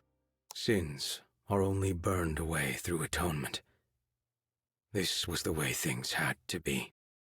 We walked for a while in silence, until finally the captain nodded, and I was told the crew would do what was right.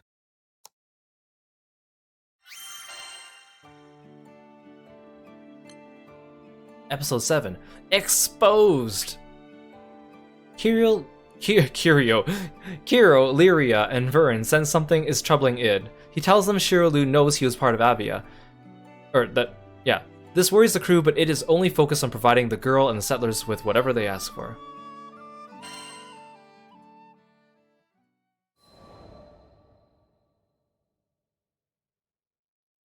Days passed, and the demeanor of the settlers when they were around me began to change. Bright eyes turned into cold stares. Open hands clenched into fists, smiles morphed into sneers. They had begun avoiding me, too. It was easy enough to guess why. On an afternoon, buried under gray clouds, the rest of the crew gathered around me in a show of solidarity. I'd recommend keeping your distance. I'm a known criminal now. I stared ahead of me into empty space. Maybe Shiraloo had told the others about me. Maybe she hadn't. What did it matter? The truth was bound to come out eventually. This was justice. But Id, you didn't hurt anyone because you wanted to. You were being controlled. The captain knelt beside me and pointed out excuses I'd rehearsed in my mind 1,000,000 times before. That as a child, I couldn't have known the difference between right and wrong. That as an adult, I was blinded by my love for Lilith. That in choosing to turn against my family for the sake of the skies, I had sacrificed the most. Yeah, I had misguided intentions. So what? If that were a real defense, we wouldn't have any villains, would we? I deserve to be judged for my actions, and my actions alone. They all fell silent after that.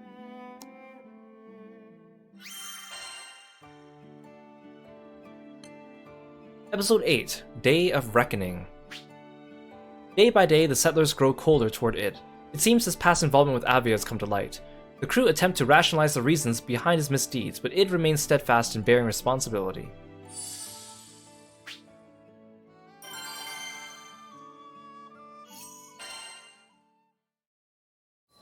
Ooh, that's a cool shot. Shiraloo found me during one of my patrols. She stood in front of me, fidgeting with the cloth of her skirt. I'm sorry. I only told one person and then somehow everyone found out. With all due respect, save your apologies. Looking back, I realize I should have chosen my words more carefully. Something like, you don't have to apologize. All you told them was the truth. You know, something a person with a heart would have said. No, you don't get it! Yeah, she had a right to be upset. Only I could have sounded so accusing when what I really meant to say was, it wasn't your fault. Just tell me one thing. Did the church really brainwash you? And did you really have to fight your own mother? What? Where'd you hear about that? Your friend told me. The captain. Of course. The captain promised me the crew would do what was right. Guess that meant giving my whole backstory to Shiralu. Anyways, it doesn't matter where I heard it. What matters is whether it's true or not. So... Why did she need to know? Would my good intentions bring back the dead? Shiralu knew the answer to that as well as I did. My past is no excuse. So it is true. You're a victim. Just like us. No. I was the perpetrator. I had to be the perpetrator. How else could I explain the guilt that sat on my chest? It made it hard to breathe. But before I could say any of this, I was interrupted by the shrill ringing of warning bells. What's going on? Just as before, Rackham was making rounds to explain the situation. It looks bad. Our supply runners are under goblin attack. Supply routes were the lifeline of any settlement. They needed to be cleared immediately. I'll head out now. Shiralu, find your family and get to safety. Okay, I won't leave the village this time. Good. I met up with the others, and we left for battle. Battle time, battle time. Oh, thank goodness you're here! If we lose these supplies, we lose the village! Oh, it won't let me use my skill that transforms No me. problemo. Goblin Hunter's my middle name. Less talking, more fighting! Wow! Reinforcements. To think they still had hordes in reserve.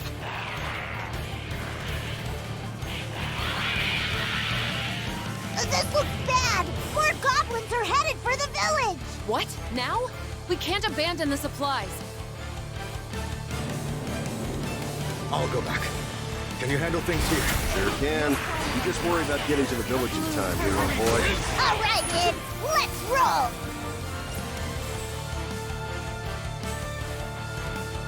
Come on, bud. We're almost there. Okay.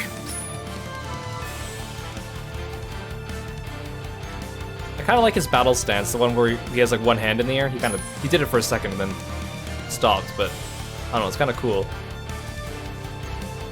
What the? They've overrun the place! There's less than I thought. Perfect.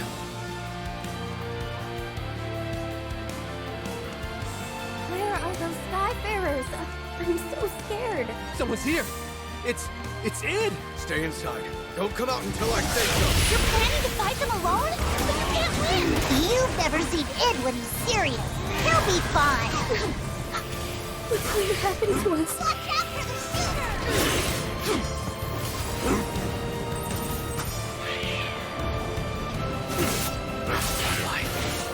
All I wanted was to protect people.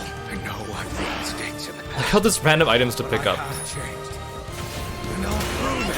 Oh, they're All potions. those monsters. For us. But if it weren't for him, we wouldn't be in this situation. I know that Avia robbed us of our old homes. But right now, it's fighting to protect our new ones. There's still more of them. Oh, crap! Now I'm getting worried! No good. I can do this. No! More goblins are I coming! just pick up all these potions off the ground. Give in, Id! Why are you cheering him on? Listen to me. It might have done some terrible things in the past, but look at the person who's out there right now. He's risking everything to save us. Is that what a villain does? You know! Forgive the Church of Avia, but Id's no longer one of them. He helped build this village, and now he's protecting it. That means he's become one of us. I believe in Id. He's our last hope. Please, Id, pull through! We're counting on you! To protect them. I have to!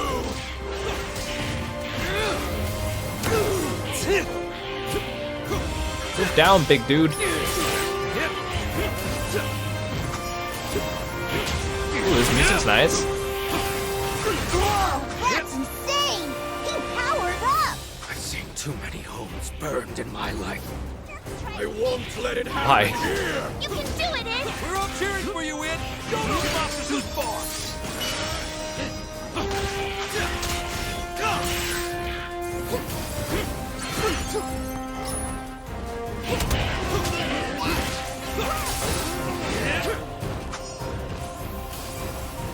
shooting at me? Jerk's trying to hit you from far away.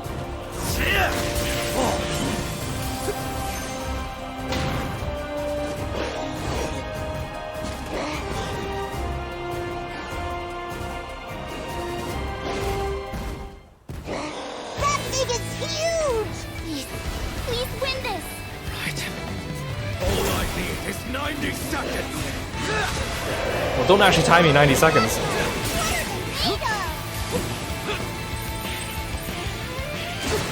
Hey, don't hit me while I'm picking up a potion, that's rude.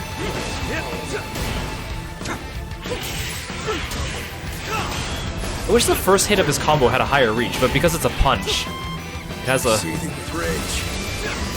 smaller reach than I would like.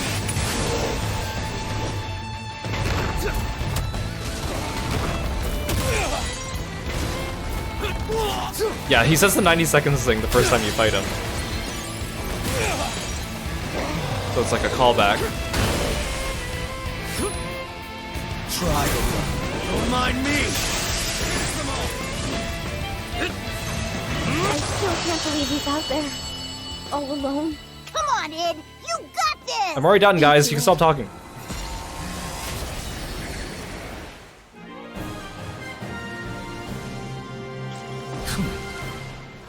Pack it up.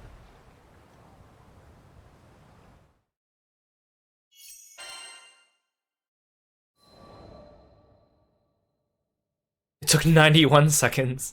My sword cut clean through the last goblin. It's over.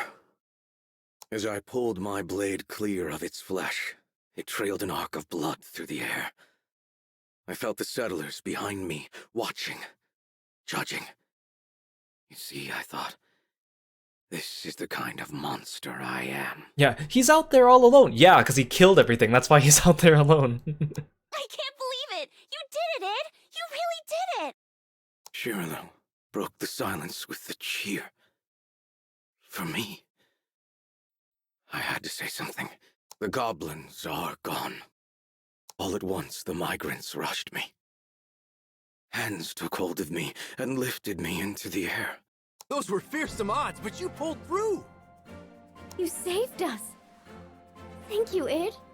These people knew I had destroyed their homes. So why were they rallying to me? Sorry I'm late. What I missed? The crew was now filing back into the village. They gazed up at me open-mouthed. I'm sure I looked back at them with pretty much the same expression. Hey, Zakuro! Welcome to the stream. Thank you so much for following me and being a Froggy friend. Welcome, welcome. Hope you're doing well today. Oh, nothing. Just Id single-handedly annihilating a goblin army. The settlers finally put me down and began telling exaggerated accounts of the battle.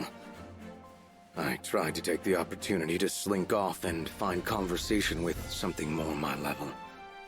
Maybe a tree or something. It goes off to talk to a tree. Hey, just where do you think you're sneaking? Is our resident bad boy feeling shy? I shot Rackham my nastiest look, but only because he had guessed the truth. You should be proud, Id. You saved everyone here. Come on, Lyria. It had to be obvious that I wanted to be left to myself. Truth was, I didn't think I deserved all this praise. So I saved a small settlement. Great. Guess we'd forgotten I've also raised entire cities. The captain strolled up to me and, after elbowing me in the ribs, asked, how was it to fight for the good guys? That, I had an easy answer to. Not bad, I said. Not bad at all. He's so awkward. That gap moe. Hello there. Episode 9, Consensus. Shirolu apologizes to Id for exposing his past to the others. Id replies that he deserves the scorn of the people he hurt. Suddenly, the alarm bells ring. A supply convoy is being attacked by goblins. Id and the crew leave the village and save the convoy just in time, but a second goblin force has invaded the settlement. Id rushes back to fight the goblins alone. Shouts of encouragement come from an unlikely ally, Shirolu.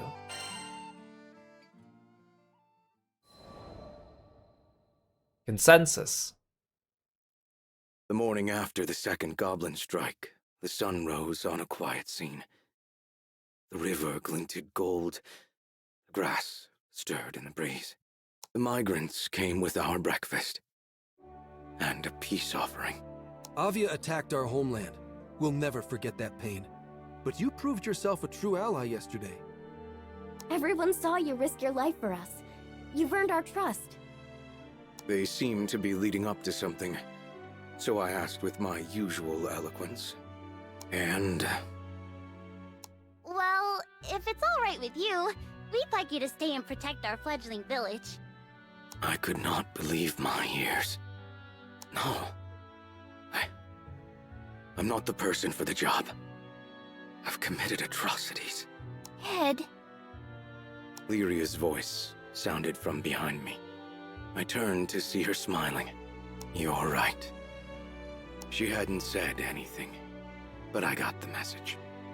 I had spent these past few weeks looking for punishment, hoping it would somehow numb my guilt. But how was my pain supposed to help anyone? I had become the new Mr. Fix-It. I was going to dedicate my life to helping more people than I hurt. That was the best. The only way to atone. What's wrong, Ed? You look like you've gone into brooding overdrive. What? No, I'm happy. Buddy, you ever heard of a smile? At this, the crowd laughed. I raised the corner of my lips, as if testing them. This made the crowd laugh harder. Sorry to interrupt, but could I have a word? It was one of the soldiers from the supply force. As some of you may already know, we weren't only responsible for transporting supplies. We were also tasked with assessing the resettlement effort. And I think it's no stretch to say the local monster presence is deadly. I'll have to ask the higher-ups to consider relocating. Shirolu answered before I could. Not a problem. We've got a beast-slaying Mr. Fix-It on our side.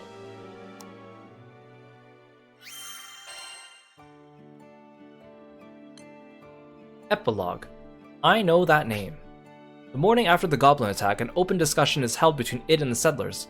Avia's assault on their home of Seed Hollow can never be undone, but they also acknowledge that Id risked his life to save them from goblins, thus earning their trust. In light of the recent goblin attacks, concerns arise over the safety of the settlement, but Shirolu quickly pipes in that everything will work out because they have Mr. Fix-It. Oh, look at him here. His angry smile. His stern smile. Mr. Fix-It, I've had a finger in every pie. From furniture repair to monster extermination to marriage counseling. I've seen it all. Though I admit the counseling did not come naturally to me. Id being a marriage counselor? Still, I wanted to help in any way I could. I owed the skies that much. A new request came in today. From an old friend. Ed, was it my imagination or did I see you crack a smile? Lyria materialized at my shoulder and tried to read the forms in my hand. Yeah, work's been nice. I handed her the papers. And there, written in plain view, was the name of our latest patron. Shirolu.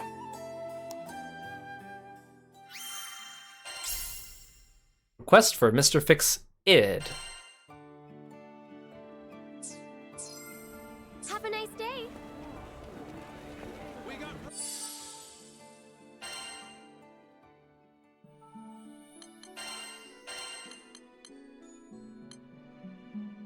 Dear Mr. Fix-It, our village has really ballooned in size. We're even hosting our own harvest festival soon. I think Father is planning to have a few drinks with some old buddies he hasn't seen in a while. Why do I get the feeling he's gonna go overboard and fall into the lake? Since I can't really trust him, would you mind helping us with some organizational stuff? I can't exactly pay you, but feel free to stuff your face with festival food. I'm even going to cook a dish. Shirolu. P.S. Thanks again for saving our village. You're okay in my book, even if you do suck at talking. Smiley, sticky tongue face.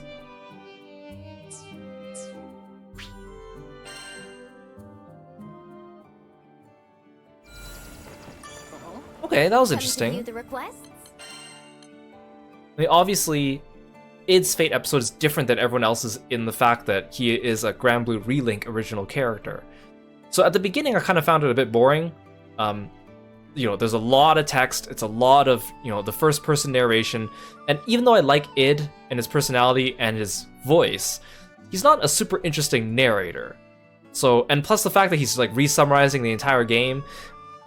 However, when you consider the fact that, you know, you kind of need the context, and it's nice to kind of hear him talking about it from his point of view in first person, and then going through like the character development, and it kind of acts as an epilogue to the main story and Id's fate and him going forward. It had a lot of good stuff to it. So I would say overall, maybe I would give it like a 6.5 out of 10. I think that's where I'm going to stand on that. But it was good, because I do like Id, and I do want to see like character development from him and how he's thinking, where he's going from here. Obviously, he's like a more complex character in the way his past intermingles with the present here in our story. But again, you know, as a narrator, and there's a lot more text to that Fate episode than the others, and not every line was super engaging, but again, it really does show its personality, because that's him. He's kind of socially awkward, and he's always kind of stern and has like a sour face on his expression. So I can understand that the way they went about that, and I think that's exactly how I think his Fate episode should have gone. Although I would have liked to see the marriage counseling side episode. I think would be kind of funny. So there we go. We finished another round of Fate episodes with, now we're done like all the Grand Cypher crew, plus Id and Fairy. And I've also done the Dragon Knights, which will appear in the next video if you're watching this on YouTube. So we just have a handful of characters left to go, including ones that I also haven't recruited yet, which I will save for last. Again, I did get Vane's Terminus weapon, but I'm going to continue farming and seeing if I can get Cagliostro's Terminus weapon before I finish recruiting everyone. And then we should be able to wrap up this game nice and smooth in time for our next game coming up. But I'm also need to be prepared for Lucilius in March. Hey Honario, welcome to the stream. Yeah, let's grind together more. Let's play the game more together. It was really fun, and it's really fun playing this game with friends. So I'm really glad a lot of other people are playing it as well, even people that aren't as familiar with Granblue as well. You notice I don't have Narmaya. You can understand why and accept this decision. Thank you for understanding. I'm glad that everyone in my stream understands that I do not like Narmaya and accepts me for that, because I know she's very popular. I don't like her one bit. Okay. That's enough for today. I think tomorrow I've earned a nice Persona 3 Reload stream, so we're gonna go back to Persona 3 Reload for a little bit, but I will be peppering in some more Granblue Fantasy Relink to get in those last couple of Fate episodes to round out the rest of the game while I farm and prepare myself. And on Monday, we're also going to be doing another Lethal Company collab with the boys again, so that'll be fun, because we had such a good time last time. I'm looking forward to it, so mark that on your calendars. Other than that, let's find someone to raid. Yeah, playing this game with friends makes the grinding so much more bearable, because there is a lot of grinding in this game. And as a Granblue player, you might be like, well, it's not that much grinding, but I mean, like, it is a fair amount. And, you know, if I didn't like the characters, if I didn't like the gameplay, if I didn't like the world, if I didn't like the fact that I could play with friends, it would be a lot more arduous, right? Like, I'm not really a Monster Hunter player. I've tried the games, they're just not really my thing. But Granblue kind of, you know, scratches that itch in a different way for me that I really like. Okay, let's see who's streaming. Let's see.